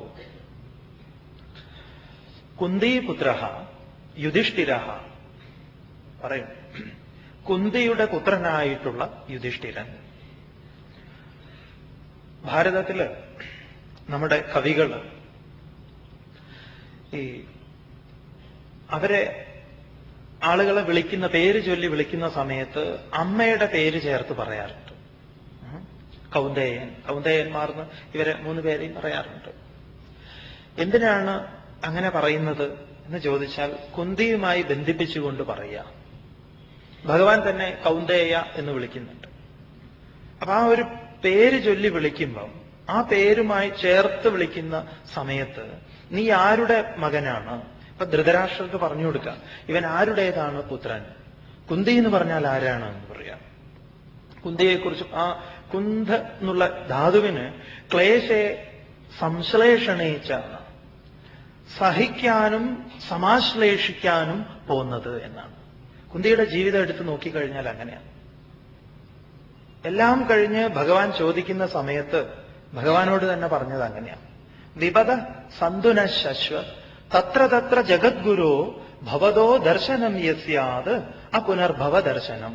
കുന്തി സ്തുതിയിൽ ഭഗവാനോട് പറയാം, വിപദ സന്തു, ഭഗവാനെ വിപത്തുക്കളെ തന്നാലും എവിടെയൊക്കെ വിപദോ നൈവ വിപദ സമ്പദോ നൈവ സമ്പദ, ഞാൻ വിപത്തിനെ വിപത്തായി കാണുന്നില്ല, സമ്പത്തിനെ സമ്പത്തായിട്ടും കാണുന്നില്ല. അങ്ങയുടെ സാന്നിധ്യം മാത്രയാൽ, സ്മരണ മാത്രയാൽ എനിക്ക് എല്ലാ കഷ്ടപ്പാടും, എനിക്ക് അങ്ങനെ കഷ്ടപ്പാടില്ല എന്ന് പറയാം. ആ അമ്മയുടെ കാര്യം പറയുകയാണെങ്കിലോ അല്ലേ, മാതിരിയുടെ 2 മക്കളെയും കൂടെ 5 മക്കളെ എത്ര ഭംഗിയായിട്ടാ വളർത്തിയത് അല്ലേ. കാട്ടിലൊക്കെ കഴിഞ്ഞ സമയത്ത് ഒരു പരാതി ആരോടെങ്കിലും പറഞ്ഞു? ഭഗവാൻ തന്നെ ചോദിക്കുന്നുണ്ട്, എന്താ വേണ്ടത് എന്ന് ചോദിച്ചപ്പോഴാണ് പറഞ്ഞത്. പറഞ്ഞിട്ടില്ല, എന്റെ കൃഷ്ണ ഇപ്പോഴെങ്കിലും നിനക്ക് ചോദിക്കാൻ തോന്നിയല്ലോ, ഞാനും എന്റെ കുട്ടികളും എത്ര കഷ്ടപ്പെട്ടു. ഒരു വിധവാ പെൻഷൻ നീ വിചാരിച്ചാൽ സാധിക്കും ഈ രാജ്യത്ത് എനിക്ക് മേടിച്ചു തരണം. ഈ ഭീമസേനൻ എവിടെയെങ്കിലും ഒരു ജോലി, കാരണം അവൻ എന്തും ചെയ്യാൻ പോകുന്നവനാണ്. ഏതെങ്കിലും ആരോടെങ്കിലും ഒരു പരാതി, എല്ലാറ്റിനെയും നമ്മുടെയൊക്കെ മാതൃത്വത്തിന്റെ മഹനീയമാർന്ന ഉജ്ജ്വലമായ ആ പ്രതീകം എന്ന് പറയാം. നമ്മളൊക്കെ എന്തെങ്കിലും ഒരു കരണ്ട് പോയാൽ മതി, ആ കരണ്ട് കണ്ടുപിടിച്ച ആളെ മുതൽ കുറ്റം പറയാൻ തുടങ്ങും. ഈ നാട് ഒരു കാലത്തും നന്നാവില്ല, ഈ വീട്ടിൽ അന്നേ വരണ്ടായിരുന്നു അല്ലേ. കുന്തിയമ്മയുടെ ആ ഒരു എന്തൊക്കെ കഷ്ടപ്പാടുകൾ. ഭീമസേനനെ എന്താ ഉപ്പുമാവ് കൊടുത്ത്, അല്ല ഉപ്പുമാവല്ല തോന്നുന്നുണ്ട്, എന്തായാലും എന്തോ കൊടുത്ത്, വിഷം കൊടുത്ത് കയത്തിൽ കെട്ടിത്താഴ്ത്തിയ സമയത്ത് മയങ്ങിപ്പോയിന്നാ കഴിച്ചിട്ട്. കഴിച്ചാ മയങ്ങുന്ന ഒരേ ഒരു ഭക്ഷണം നമ്മളെ കണ്ടുപിടുത്തത്തിൽ ഉപ്പുമാവൊക്കെ കിട്ടും. പാവം ഭീമസേനൻ ഒരുപാട് കഴിക്കുകയും ചെയ്തു. പിന്നീടാണ് ഇവരറിയുന്നത് വിഷമായിരുന്നു അതിൽ കലർത്തിയത്. അതാരാണ് അത്ര പറഞ്ഞു കൊടുക്കുന്നത്? ഈ ധൃതരാഷ്ട്രന്റെ ഒരു പുത്രനുണ്ട്, യുയുത്സു എന്ന് പറഞ്ഞിട്ട് ഒരുവൻ, 101, 102 പേരിൽ പെടാത്ത ഒരാളാണ്. ഇവൻ പറഞ്ഞു കൊടുക്കുക അന്ന് തന്നത് ഇതായിരുന്നു എന്നാണ്. പിന്നീടാണ് നാഗലോകത്ത് പോകുന്നതും ആന്റി പോയസൺ നാഗം കൊത്തുമ്പം ഉണരുന്നതും മറ്റും. അങ്ങനെ ഉണ്ടായ സമയത്ത് അരക്കില്ലത്തിലിട്ട് ചുട്ടുകൊല്ലാൻ ശ്രമം നടത്തിയ സമയത്ത് ബകാസുരന്റെ അടുത്ത് പറഞ്ഞയച്ച് അസുരന്മാരെ കൊണ്ട് കൊല്ലിക്കാൻ ശ്രമം നടത്തിയ സമയത്ത്, ഇതെല്ലാം കഴിഞ്ഞിട്ടും ഓരോന്ന് നടക്കുന്ന സമയത്തും എന്തെങ്കിലും ഒരു പരാതി ഉണ്ടായിരുന്നോ എന്ന് ചോദിച്ചാൽ ഇല്ല. അത്രയും തപസ്സിന്റെ, സഹനത്തിന്റെ, തിദിക്ഷയുടെ പര്യായമാണ് കുന്തി എന്ന് പറയാം. സഹനം സർവദുഃഖാനാം അപ്രതീകാരപൂർവകം ചിന്താവിലാപരഹിതം സാ തിദിക്ഷ നിഗദ്യതേ. ആചാര്യസ്വാമികൾ പറഞ്ഞിരിക്കണം. അതിന്റെ ആ തിദിക്ഷയെ ഒരു രൂപം കൊടുത്തു കഴിഞ്ഞാൽ കുന്തിയുടെ രൂപമാണ്. അപ്രതീകാരപൂർവകം. നമ്മളൊക്കെ പല്ല് കടിച്ച് സഹിക്കുക, എന്നെങ്കിലും ഞാൻ ശരിയാക്കി തരാം എന്ന്. അതങ്ങനെയായിരുന്നില്ല. കാരണം സൂര്യനിൽ നിന്നാണ് പുത്രന്മാര് കർണനൊക്കെ ഉണ്ടായിട്ടുള്ളത്. സൂര്യനെയാണ് ആവാഹിച്ചത്. സൂര്യനെ ആവാഹിക്കുക, സൂര്യനിൽ നിന്ന് പുത്രനുണ്ടാവാൻ സങ്കല്പിക്കുക എന്ന് പറഞ്ഞാൽ തന്നെ ഒന്ന് ആലോചിച്ച് നോക്കൂ.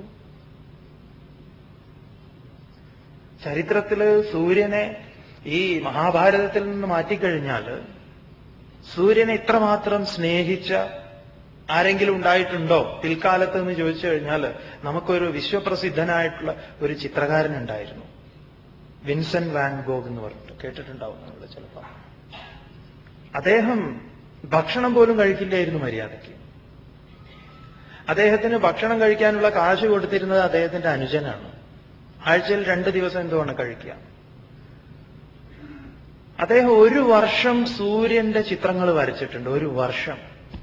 സൂര്യന്റെ വൈവിധ്യമാർന്ന മുഖഭാവങ്ങള്, ഇത്രയും സൂര്യന്റെ ഭാവങ്ങൾ ആവിഷ്കരിച്ച ഒരു ചിത്രകാരൻ ലോകത്തിൽ വേറെ ഉണ്ടായിട്ടുണ്ടോ എന്ന് ചോദിച്ചാൽ ഇല്ല. അതും സൂര്യന്റെ താഴെ പട്ടിണിയിൽ ഭക്ഷണം കഴിക്കാതെ. സൂര്യൻ അദ്ദേഹത്തിനൊരു ഹരമായിരുന്നു. ആ സൂര്യൻ എന്ന് പറഞ്ഞാൽ എല്ലാറ്റിനെയും പോഷിപ്പിക്കുന്നവൻ എന്നാണ് സൂര്യനെ കുറിച്ച് പറയുന്നതിന്. ആ സൂര്യനിൽ ഇത്രമാത്രം സൂര്യനെ സ്നേഹിച്ച് അദ്ദേഹത്തിന്റെ നല്ല കാലത്ത് ഒരൊറ്റ ചിത്രം പോലും ഒരാളും കാശ് കൊടുത്ത് മേടിച്ചിട്ടില്ല. അദ്ദേഹം വെറുതെ സൗജന്യമായിട്ട് ഓരോരുത്തർക്ക് കൊടുത്തിട്ടുണ്ട്. അദ്ദേഹത്തിന്റെ കാലശേഷം എന്ന് പറഞ്ഞാൽ അദ്ദേഹം 37 വയസ്സിൽ എന്തോ ആത്മഹത്യ ചെയ്യുകയായിരുന്നു. നമ്മൾ ആത്മഹത്യ ബാങ്കിൽ കടമുണ്ടായിട്ട് ആത്മഹത്യ ചെയ്തതുപോലെയല്ല, നന്നായിട്ട് എഴുതി വെച്ചിട്ടുണ്ട്, ചെയ്യാനുള്ളതൊക്കെ ഞാൻ ചെയ്തു കഴിഞ്ഞു, ജീവിതത്തെ എനിക്ക് അങ്ങേയറ്റം ജീവിതത്തോട് മതിപ്പാണ്, ഈ ലോകം അത്യന്തം സുന്ദരമാണ്, നിരാശ കൊണ്ടല്ല ഞാൻ ഈ ലോകം വിട്ടുപോകുന്നത്, മതിയായി എന്ന് പറയാം. മതിയായി എന്ന് പറഞ്ഞാൽ എല്ലാം ഞാൻ പൂർത്തീകരിച്ചു കഴിഞ്ഞു. 1 വർഷം സൂര്യനെ നോക്കിയിരുന്നു കഴിഞ്ഞാൽ ഇനി എന്തു വേണം? അത് വേറൊരു കൗന്ദേയനാണ്. അതുപോലെ നകുലഹ സഹദേവഹ. നകുലൻ നകുലം. ആർക്കാണോ കുലമില്ലാത്തത്, കുലം എന്ന് പറഞ്ഞാൽ ഞാൻ ഇന്ന കുലത്തിലാണ്, ജാതി നീതി കുല ഗോത്ര നാമ രൂപകം ദേശ കാല വിഷയാദിവർത്തിയത് ബ്രഹ്മതത്വമസി ഭാവയാത്മനി. ഇങ്ങനെ ആത്മാവിൽ അത് നീയാകുന്നു, അഹം ബ്രഹ്മാസ്മി എന്ന് ഭാവന ചെയ്യുന്നവൻ. ഇന്ന കുലത്ത് ഏതെങ്കിലും ഒരു കുലത്തോട് ബന്ധിക്കപ്പെടാത്തവൻ. ആ നിസ്സംഗതയുടെ പ്രതീകം എന്ന് പറയാം. സാത്വികമായിട്ടുള്ള ഭാവങ്ങളിൽ നിസ്സംഗതയെ പ്രതിനിധാനം ചെയ്യുന്നു നകുലൻ. എന്താണ് നകുലൻ മുഴക്കിയിട്ടുള്ള ശംഖിന്റെ പേര്? സുഘോഷം, സുഷ്ടും ഘോഷം. കേൾക്കുമ്പോൾ തന്നെ നല്ല ഇമ്പമാർന്നത് എന്ന് പറയാം. അതുപോലെ സഹദേവൻ മണിപുഷ്പകം. മണിപുഷ്പകം, മണി എന്ന് പറഞ്ഞ നാദം എന്നാ, ശബ്ദം എന്നാണ്. പുഷ്പം ഒരു പൂവിരിയുന്ന നാദം പോലെ, മറ്റേ വലിയ ബഹളമൊന്നുമില്ല. ഒരു പൂവിരിയുന്നതിന് നാദം ഉണ്ടാവുമോ സ്വാമി? അതെ, സൂക്ഷിച്ച് നോക്കണം. നമുക്ക് പൂ കണ്ടു കഴിഞ്ഞാൽ ഇത് ഞാൻ വിചാരിച്ചത് പ്ലാസ്റ്റിക് ആണെന്ന്, ഒറിജിനലായിരുന്നു അല്ലേ എന്നാണ് നമ്മുടെ ഒരു സമീപനം. പൂ വിരിയുമ്പോൾ ശബ്ദം ഉണ്ടാവുന്ന. അപ്പൊ അത്രയും കാതും കണ്ണും എല്ലാം അത്രയും ശ്രദ്ധയോടുകൂടിയിട്ട് വേണം ഇരിക്കാൻ. എന്നാ കേൾക്കും. ആരുടെ ശബ്ദം കേൾക്കും? ഈ സഹദേവന്റെ ശംഖനാദം കേൾക്കാം. നകുലനും സഹദേവൻ, സഹദേവൈഹി സഹ സത്സംഗ സ്വരൂപി എന്ന് പറയാം. സത് എന്ന് പറഞ്ഞാൽ കാലത്രയേത്തി തിഷ്ഠതീയത് തത് സത്. മൂന്ന് കാലത്തും നിലനിൽക്കുന്നത്. അതിൽ സംഘം ചെയ്തവൻ എന്ന് പറഞ്ഞാൽ എപ്പോഴും ബോധത്തെ ധ്യാനിക്കുന്നവൻ, ഞാൻ ആരെന്നറിയാൻ ശ്രമം നടത്തുന്നവൻ. അപ്പൊ അവന്റെ ശംഖിന് വലിയ ബഹളമൊന്നും ഉണ്ടാവില്ല. അത് ഉള്ളിൽ മാത്രമേ ഉണ്ട്, വളരെ സൂക്ഷ്മമായിട്ടുള്ളതാ. അതുകൊണ്ട് അതിന് മണിപുഷ്പകം എന്ന് പേര് കൊടുത്തു. ധ്യാനാവസ്ഥിത മനസ്സിൽ ഈ നാദം കേൾക്കാം. ചിലപ്പോൾ നിങ്ങൾ ഇങ്ങനെ കണ്ണടച്ചിരിക്കുമ്പം ചെലമ്പൊക്കെ കേൾക്കുമല്ലോ. അത് ജോലിക്കാർ ഈ പാദസരൊട്ട് അതിലേതിലേയും പോയതായിരിക്കാം, അല്ലേ? കുട്ടികളെന്തെങ്കിലും നിശബ്ദതയിൽ ഇങ്ങനെയുള്ള ശംഖുകളെയൊക്കെ മുഴക്കി സുഘോഷം മണിപുഷ്പകം. തുടർന്ന് വീണ്ടും കുറച്ചു പേരുണ്ടല്ലോ, അവരൊക്കെ എന്തൊക്കെ ചെയ്തു? അവരും ഓരോരുത്തരും വെവ്വേറെ ശംഖുകളെ മുഴക്കി എന്ന് പറയും. നോക്കാം, അടുത്ത 17ഉം 18ഉം ശ്ലോകങ്ങള് പാണ്ഡവ സൈന്യത്തിലുള്ള ബാക്കിയുള്ള രാജാക്കന്മാര് മുഴക്കിയ ശംഖുകളെ കുറിച്ച്. പേരില്ല, അവരൊക്കെ ആരൊക്കെയാണ് ശംഖു മുഴക്കിയത് എന്ന് പറയും. കാശ്യശ്ച പരമേശ്വാസഃ ശിഖണ്ഡീ ച മഹാരഥഃ ധൃഷ്ടദ്യുമ്നോ വിരാടശ്ച സാത്യകിശ്ചാപരാജിതഃ ദ്രുപദോ ദ്രൗപദേയാശ്ച സർവശഃ പൃഥിവീപതി സൗഭദ്രശ്ച മഹാബാഹുഃ ശംഖാൻ ദദ്മുഃ പൃഥക് പൃഥക്. കാശ്യശ്ച പരമേശ്വാസഃ ശിഖണ്ഡീ ച മഹാരഥഃ ദൃഷ്ടദ്യുമ്നോ വിരാടശ്ച സാത്യകിശ്ച പരാജിതഃ ദ്രുപദോ ദ്രൗപദേയാശ്ച സർവശ പൃഥിവീപതേ സൗഭദ്രശ്ച മഹാബാഹുഃ ശംഖാൻ ദദ്മുഃ പൃഥക് പൃഥക്. ഹേ പൃഥ്വീപതേ, അല്ലയോ ഭൂമിയുടെ പതിയായിട്ടുള്ള ധൃതരാഷ്ട്ര മഹാരാജൻ. സഞ്ജയനാണിത് പറയുന്നത്, ഓർമ്മിപ്പിക്കുകയാണ്. ആരാണ് അങ്ങ് വാസ്തവത്തിൽ? ഭൂമിയുടെ മുഴുവൻ പതിയാണ് എന്ന് പറഞ്ഞാൽ ഈ ഭൂമിക്ക് മുഴുവൻ ആധാരമായി യാതൊന്നാണോ നിലകൊള്ളുന്നത് അതാണ് വാസ്തവത്തിൽ അങ്ങ്. പക്ഷെ അങ്ങയുടെ ഈ അന്ധത നിമിത്തം കേവലം എന്റെ മക്കള് അവന്റെ മക്കള് എന്ന ചിന്ത വന്നു. അതുകൊണ്ട് സഞ്ജയൻ സംബോധന ചെയ്യുമ്പോൾ വളരെ നന്നായിട്ട് തന്നെയാ പറയുന്നത്. അല്ലയോ ഭൂമിയുടെ മുഴുവൻ പതിയായിട്ടുള്ള മഹാരാജാവേ, പരമേശ്വാസഃ കാശ്യശ്ച, പരമമായ വില്ലേന്തിയിട്ടുള്ള കാശി രാജാവ്. നമ്മൾ കണ്ടു ഇതിലെ വില്ല് എന്താണ് എന്ന്, അല്ലെ? ഉപനിഷത്തിന്റെ ഭാഷയിൽ ഔപനിഷദം മഹാസ്ത്രം, ഉപനിഷത്തിൽ പറഞ്ഞ മഹാസ്ത്രം എന്താണ്? പ്രണവോ ധനുഹു ശരോ ഹി ആത്മാ ബ്രഹ്മതൽ ലക്ഷ്യം ഉച്യതേ. മറന്നുപോകരുത്, ഇതാണ് യുദ്ധത്തിൽ നിന്ന് രക്ഷപ്പെടാനുള്ള ഏക മാർഗം. ഉപനിഷത്താണ് ഇതിന് പ്രമാണം. ഉപനിഷത്തിൽ പറഞ്ഞിട്ടുണ്ട് പ്രണവമാണ് ധനുസ്സെന്നും ആത്മാവ് നാം തന്നെയാണ് ശരമെന്നും ബ്രഹ്മമാണ് ലക്ഷ്യമെന്നും ആ ലക്ഷ്യത്തിൽ ഏത് ശരവും ആ ലക്ഷ്യവും മാർഗവും ഒന്നായി തീരണം എന്നും ശരവത് തന്മയോ ഭവേത്, അതൊന്നായി തീരണമെന്ന്. അപ്പം മഹത്തായ വില്ലേന്തിയവർ എന്ന് പറഞ്ഞാൽ പ്രണവമേന്തിയിട്ടുള്ളവർ, സദ്ഗുണങ്ങളെക്കുറിച്ച് പറയേണ്ട. കാശ്യശ്ച പരമേശ്വാസഃ മഹാരഥഃ, മഹാരഥനായിട്ടുള്ള ശിഖണ്ഡി. ശിഖണ്ഡി നമ്മൾ കണ്ടു, ആരാണ് ശിഖണ്ഡി? ശിഖണ്ഡിയെ മുൻനിർത്തി അർജുനൻ ഭീഷ്മരെ വധിച്ചതിന് പ്രതീകാത്മകമായി നാം കണ്ടു കഴിഞ്ഞു ആ ശിഖണ്ഡി. അതുപോലെ ദൃഷ്ടദ്യുമ്നഃ, വിരാടഃ, അപരാജിത സാത്യകി. സത്യം എന്നതിന് എവിടെയും പരാജയമില്ല എന്ന് പറയാം.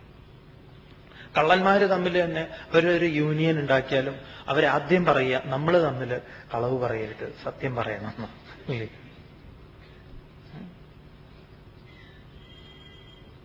ചെയ്യുന്നത് അധർമ്മമാണെങ്കിലും അവരുടെ ഇടയിൽ എന്തുണ്ട്? ധർമ്മമുണ്ട്. സത്യത്തിന് എവിടെയും നിലനിൽപ്പുണ്ട്. അതുകൊണ്ട് അത് അപരാജിതമാണ്, പരാജയപ്പെട്ടിട്ടില്ല ഇതുവരെ. അപരാജിത സാത്യകി. ദ്രുപദ, പദം ഇളകാത്ത, കാലുറച്ച. ദ്രൗപദേയാഹ, ദ്രൗപദിയുടെ പുത്രന്മാര്, പ്രതിവിന്ധ്യൻ, ശ്രുതകീർത്തി, ശ്രുതസോമൻ, ശതാനീകൻ.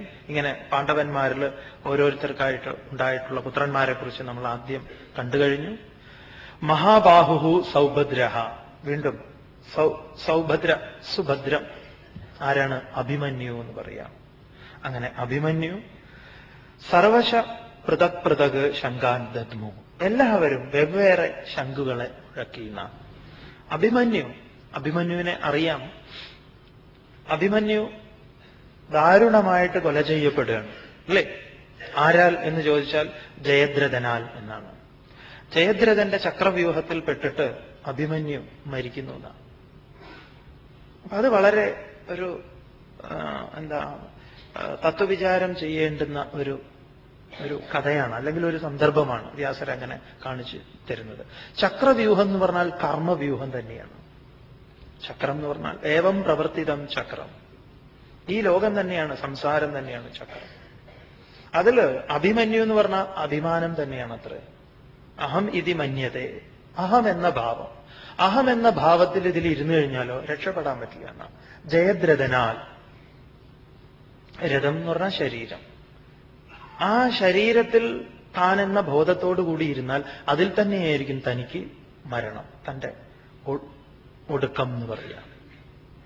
അതിൽ നിന്ന് കരകയറണമെങ്കിൽ എന്ത് വേണം? അതിനകത്തേക്കും പുറത്തേക്കുമുള്ള കല അറിയണം. ഇത് അയാൾക്ക് അകത്തേക്ക് മാത്രമേ അറിഞ്ഞിരുന്നുള്ളൂ, പുറത്തേക്ക് അറിഞ്ഞില്ല. അത് പ്രവൃത്തി മാർഗവും നിവൃത്തി മാർഗവും. അത് ഭഗവാൻ നന്നായി പറയുന്നുണ്ട്. ഭഗവാൻ ഈ കല പറയുന്നത് മഹാഭാരതത്തില് ഭഗവാൻ ഒരു ശപഥം ചെയ്തിട്ട് ഞാൻ ആയുധം എടുക്കില്ല എന്ന് പറയുന്നുണ്ട്. എന്നിട്ട് ഒരു ആയുധം എടുത്ത് ഭീഷ്മന്റെ നേരെ പോകുമ്പോഴാണ് അർജുനനോട് ഭഗവാൻ ഇത് പറയുന്നത്. കർത്തും അകർത്തും അന്യതാ കർത്തും അഹമേവ ശക്യ അർജുന. അർജുന, ചെയ്യാനും ചെയ്യാതിരിക്കാനും മറിച്ച് ചെയ്യാനുമുള്ള സ്വാതന്ത്ര്യം എന്നിലുണ്ട്. ആ കല ഞാൻ പഠിച്ചിട്ടുണ്ട്. എങ്ങനെ പ്രവർത്തിക്കണം, എങ്ങനെ നിവർത്തിക്കണം, നമുക്കറിയാത്തതും ഇതാണ്. എവിടെയാണ് പ്രവർത്തിക്കേണ്ടത്, എവിടെ നിന്നാണ് നാം നിവർത്തിക്കേണ്ടത്? അപ്പൊ ജീവിതത്തെ ആചാര്യന്മാർ അങ്ങനെയാണ് ചിട്ടപ്പെടുത്തിയിരിക്കുന്നത്. ബ്രഹ്മചര്യം, ഗാർഹസ്ഥ്യം, വാനപ്രസ്ഥം, സന്യാസം. കുട്ടികൾക്ക് കുട്ടികളായി കഴിഞ്ഞാൽ പിന്നെ പരിവ്രാജനം അല്ലെങ്കിൽ അടുത്ത വാനപ്രസ്ഥത്തിലേക്ക് പോകണം എന്നാണ്. ഇത് കുട്ടികൾക്ക് കുട്ടികളായാൽ നമ്മൾ കൂടുതൽ അന്വേഷണങ്ങളൊക്കെ, അതെ, വിടുതൽ ആവശ്യമാണ്. അതുകൊണ്ട് അവര് വേദം പഠിക്കുന്നതിന് തന്നെ പൂർവാചാര്യന്മാര് സമയം നിശ്ചയിച്ചിട്ടുണ്ട്. 12 വർഷത്തിലാണ് ഗുരുകുലത്തിലേക്ക് പോവുക. 12 വർഷം കഴിഞ്ഞ് 24 വയസ്സിൽ തിരിച്ചു വരും. പിന്നെ എന്ത് വേണം? ബ്രഹ്മചര്യം പരിസമാപ്യ ഗൃഹീ ഭവേത്. ബ്രഹ്മചര്യത്തെ പരിസമാപിപ്പിച്ച് ഗൃഹത്തിലേക്ക് പ്രവേശിക്കും. ഗൃഹീ ഭൂത്വ വനീ ഭവേത്. ഗൃഹത്തിൽ പ്രവേശിച്ചു കഴിഞ്ഞാൽ പിന്നെ വാനപ്രസ്ഥത്തിന് തയ്യാറാവണം. വനീ ഭൂത്വ പ്രവ്രജേ, പിന്നെ പരിവ്രാജനം. അതായത് 24 വയസ്സിൽ തിരിച്ചു വന്നാൽ ഒരു വധുവിനെ കണ്ടെത്തി അതിൽ ഗാർഹസ്ഥ്യം, ഗൃഹസ്ഥാശ്രമം ചെയ്യണം. അപ്പൊ ഗൃഹസ്ഥാശ്രമം ചെയ്യുന്ന സമയത്ത് ഇയാളുടെ അച്ഛൻ അവനെ എല്ലാം ഏൽപ്പിക്കണം. എന്നിട്ട് അടുത്ത ആശ്രമത്തിലേക്ക് അയാൾ കയറണം. എന്നിട്ട് ഇവിടെ കുട്ടി 12 വയസ്സായ അതിനെ പറഞ്ഞു വിട്ട് തിരിച്ചു വരുമ്പോഴേക്കും ഇയാൾ അടുത്തതിലേക്ക് പോകണം. സന്യാസത്തിലാണ് പരിസമാപ്തി എന്ന് പറയാം. സന്യാസം എന്ന് പറഞ്ഞാൽ എല്ലാറ്റിന്റെയും, നിങ്ങൾ വസ്ത്രം ധരിക്കലല്ല സന്യാസം. അങ്ങനെ ധരിച്ചേക്കരുത്. നതു വസ്ത്രം നതു മുണ്ടനം, ജ്ഞാനം സന്യാസ ലക്ഷണം. തലമുട്ടയടിക്കലോ കാഷായം ധരിക്കലോ അല്ല. കാമ്യാനാം കർമ്മണാന്യാസം, സന്യാസത്തെക്കുറിച്ച് നമ്മൾ പഠിക്കും. ജ്ഞാന കർമ്മ സന്യാസ യോഗം എന്ന് പറഞ്ഞൊരു അധ്യായം തന്നെ ഇവിടെ ഉണ്ട്. ക്രമത്തിൽ മനസ്സിലാക്കി വരുമ്പം അതൊക്കെ വളരെ സൗകര്യമായിട്ട് മനസ്സിലാക്കാം. അപ്പൊ ഈ ഒരു ഈ ഒരു ക്രമമായ അടുക്കോട് കൂടിയിട്ടുള്ളൊരു വ്യവസ്ഥ നമുക്കുണ്ടായിരുന്നു മുൻപ്. അങ്ങനെ ഒരു അതിൽ പോവുകയാണെങ്കിലോ വളരെ ശാന്തമായിട്ട് ഈ ലോകം വിട്ടു പോവാം. ഇത് അവസാന സമയത്ത് ഡോക്ടർ തന്നെ പറഞ്ഞു, ഇനി ഒരു രക്ഷയില്ല, സുഖമായിട്ട് മരിക്കാൻ അച്ഛനെ അനുവദിക്കൂ എന്ന്. അപ്പൊ മൂത്ത മകൻ അമേരിക്കയിൽ നിന്ന് വന്നിട്ട് ചോദിച്ചു, അച്ഛന്റെ ആഗ്രഹം എന്താണ്? എടാ, ഈ ഡോക്ടർ എന്ന് മാറ്റിയ തരക്കെടുക്കാം. ഇയാള് ശരിയില്ല എന്നാ തോന്നുന്നു. അപ്പൊ സുഖമായിട്ട് ഈ ലോകത്തുനിന്ന് എപ്പം വേണമെങ്കിലും പോവാം, ഞാൻ റെഡി എന്ന് പറയാൻ പോകുന്ന ഒരു മാനസികാവസ്ഥ ആർക്കെങ്കിലുമൊക്കെ ഉണ്ടെങ്കിൽ അവര് ധന്യരാണ്. ഒരു സംശയവും വേണ്ട, നിങ്ങൾ സന്യാസികളാണ്. ഞാൻ എപ്പോഴും വെറുതെ നമ്മൾ പറയും, സ്വാമി പറഞ്ഞ അതുപോലെ കേട്ടോ, ഞാൻ സമാധാനായി എനിക്ക്. നമ്മൾ പറയും എപ്പം വേണമെങ്കിലും സന്തോഷമായിട്ട്, സ്വാമി എന്റെ ഒരൊറ്റ പ്രാർത്ഥന അതേ ഉള്ളൂ. എന്താണ്? എന്നെ കിടത്താതെ അങ്ങോട്ട് കൊണ്ടുപോകണേ. സാധിക്കില്ല. നിങ്ങൾ എങ്ങനെ ഇരുത്തണം എന്നാണോ നിങ്ങൾ ആഗ്രഹിക്കുന്നത്? ഇരുത്തിക്കൊണ്ട് കൊണ്ടുപോകണം. തമിഴ്നാട്ടിൽ സാധിക്കും അത്. അവരതിന് ശേഷം ഇരുത്തി മുൻപില് പാട്ടൊക്കെ വെച്ച് അങ്ങനെയാണ് അവിടെ പോവുക. അതുകൊണ്ട് എങ്ങനെ വേണമെങ്കിലും വിവേകാനന്ദ സ്വാമികൾ പറഞ്ഞ പോലെ ഞാനിവിടെ നായയായി ജനിക്കാൻ തയ്യാറാണ്. എനിക്ക് ഈ ലോകം ഒരിക്കലും പ്രശ്നങ്ങൾ സങ്കീർണമാണ്, സങ്കീർണത നിറഞ്ഞതാണ്, ദുരിതമാണ്, കഷ്ടപ്പാടാണ് ഞാൻ കാണുന്നില്ല. അതുകൊണ്ട് ഞാൻ നായയായി ജനിക്കാൻ തയ്യാറാണ്. നമുക്കും ഇത് പറയാൻ സാധിക്കണം. ഏത് വിധത്തിൽ വേണമെങ്കിലും അങ്ങേക്ക് ഈ ലോകത്തിൽ എന്നെ എന്ത് വേണമെങ്കിലും ചെയ്യാം. നമ്മുടെ ഇതാണ് ഇപ്പൊ എന്നെ കിടത്താതെ ഒരു ദിവസം പോലും ഞാൻ ആർക്കും ഒരു ഉപദ്രവവും ചെയ്യാതെ. അത് ഇപ്പൊ ചെയ്യുന്നതോ അതെ ഒരാൾക്ക്. അതുകൊണ്ടാണ് സ്വാമി എന്ത് ഒരാൾക്കും ഞാനൊരു ബുദ്ധിമുട്ടാവരുത്. ഇപ്പം വേറെ അത് വേറെ. അതുകൊണ്ട് കിടത്താതെ അങ്ങോട്ട് എന്നെ കൊണ്ടുപോകാം. ഒന്നും വേണ്ട, അങ്ങനത്തെ പ്രാർത്ഥനകളൊന്നും വേണ്ട. ചിലർ വിചാരിച്ചിരിക്കുന്നു അത് നല്ലതാണ്. എല്ലാം വിട്ടുകൊടുത്തേക്കുക. അത് ക്യാൻസർ വന്നിട്ടോ, കിഡ്നി പോയിട്ടോ, കാലൊടിഞ്ഞിട്ടോ, കൈ ഒടിഞ്ഞിട്ടോ, നടു റോട്ടിൽ ബസിന്റെ ഇടയിൽ പെട്ടിട്ടോ, എങ്ങനെ വേണമെങ്കിലും ഞാൻ റെഡി. എങ്ങനെ വേണമെങ്കിലും ട്രെയിൻ ആക്സിഡന്റിലോ, എപ്പോൾ എവിടെ എങ്ങനെ അത് നിശ്ചയിക്കുന്നത് അങ്ങാണ്. എപ്പോൾ എവിടെ എങ്ങനെ ജനിക്കണം എന്ന് ഞാൻ നിശ്ചയിച്ചതല്ലല്ലോ. അപ്പോൾ എപ്പോൾ എവിടെ എങ്ങനെ വിട്ടുപോകണം, ഈ ലോകം വിട്ടുപോകണം. ഈ ലോകം വിട്ടുപോകുന്നതിന് മുൻപേ ഈ ലോകം എന്താണ്, ഇതിന്റെയൊക്കെ അധിഷ്ഠാനം എന്താണ് എന്നറിഞ്ഞു കഴിഞ്ഞാൽ പിന്നെ ഇവിടുന്ന് വിട്ടുപോകുന്നില്ല. മരണാനന്തര ഗതിയെക്കുറിച്ചല്ല അന്വേഷിക്കേണ്ടത്, ജനനാനന്തരം. ഇപ്പൊ ഇവിടെ ഉണ്ടല്ലോ ഇപ്പം എന്ത് എങ്ങനെ എന്ന്. അല്ലയോ പൃഥ്വിപതേ, ഈ പൃഥ്വിയുടെ മുഴുവൻ പതിയായിട്ടുള്ള മഹാരാജൻ, ഈ വലിയ വില്ലേന്തിയിട്ടുള്ള കാശിരാജാവ്, മഹാരഥനായിട്ടുള്ള ശിഖണ്ഡി, ദൃഷ്ടദ്യുമ്നൻ, വിരാടൻ, അപരാജിതനായിട്ടുള്ള സാത്യകി, ദ്രുപദൻ, ദ്രൗപദേയാഹ, ദ്രൗപദിയുടെ പുത്രന്മാര്, മഹാബാഹുവായിട്ടുള്ള അഭിമന്യു, സർവശഃ ഇവരെല്ലാവരും തന്നെ പൃഥക് പൃഥക് ശങ്കാൻ ദദ്മു, വെവ്വേറെ ശംഖുകളെ മുഴക്കി എന്ന് പറഞ്ഞാൽ ഈ സാത്വികമായിട്ടുള്ള ഭാവങ്ങള് അത് പ്രത്യേകം പ്രത്യേകം ഓരോരോ ഭാവങ്ങളെ പ്രകടമാക്കി എന്ന് മനസ്സിലാക്കുക. എന്താണ് ഈ ശംഖനാദം? കുരുക്ഷേത്ര ഭൂമിയിൽ എപ്രകാരം നിലകൊണ്ടു? ഇത് വളരെ പ്രധാനപ്പെട്ട ഒരു ശ്ലോകമാണ്. ഈ 19ാമത്തെ ശ്ലോകം. എപ്രകാരം ഈ ശബ്ദം നിലകൊണ്ടു എന്നുള്ളത് നോക്കാം.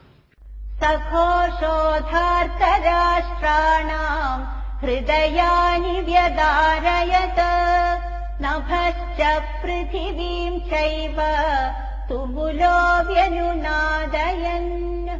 സഘോഷോ ധാർത്തരാഷ്ട്രാണാം ഹൃദയാനി വ്യദാരയത് നഭശ്ച പൃഥിവീം ചൈവ തുമുലോ വ്യനുനാദയൻ. നേരത്തെ ഭീഷ്മപിതാമഹൻ സിംഹത്തെ പോലെ ഗർജിച്ച് ശംഖിനെ മുഴക്കി അനന്തരം കൗരവാദികൾ എല്ലാവരും തന്നെ ചേർന്ന് അവരവരുടെ വാദ്യ ഉപകരണങ്ങൾ മുഴക്കി. ആ ശബ്ദം എല്ലായിടത്തും കൂടെ നിറഞ്ഞു നിന്നു എന്ന് വ്യാസൻ പറയുണ്ടായി. ഇവിടെ പാഞ്ചജന്യം ഹൃഷീകേശ ഭഗവാനിൽ നിന്ന് തുടങ്ങി ഒരു ക്രമമായി അർജുനനിൽ നിന്ന് ഇങ്ങനെ ഒരു ക്രമത്തിൽ വരുന്നു എന്ന് പറയാം. ഒരാൾ തുടങ്ങി, അയാളുടേത് കഴിഞ്ഞു, അടുത്ത ആള് അത് കഴിഞ്ഞു, അടുത്ത ആള് അത് കഴിഞ്ഞു, അടുത്തത്, ഇങ്ങനെ എല്ലാവരും വെവ്വേറെ മുഴക്കി. പ്രദത്മതുഹു എന്ന് പറഞ്ഞു. പ്രകർഷേണ ദത്മു എന്ന് പറഞ്ഞാൽ ദമനം ചെയ്തു എന്നുണ്ട്. അഗ്നിയെ ജ്വലിപ്പിക്കല് അങ്ങനെയാണ് അത്രേ, അങ്ങനെയാണ് എന്ന് പറഞ്ഞു. ഇനി പറയണു എന്താണ് ഈ ശബ്ദം എന്തുണ്ടാക്കി? സഘോഷ, ആ നാദം ശബ്ദം ധാർത്തരാഷ്ട്രാണാം ഹൃദയാനി വ്യദാരയത്. ധാർത്തരാഷ്ട്രാണാം ധൃതരാഷ്ട്രപുത്രന്മാരുടെ 100, 102, 103 പേരുണ്ട്.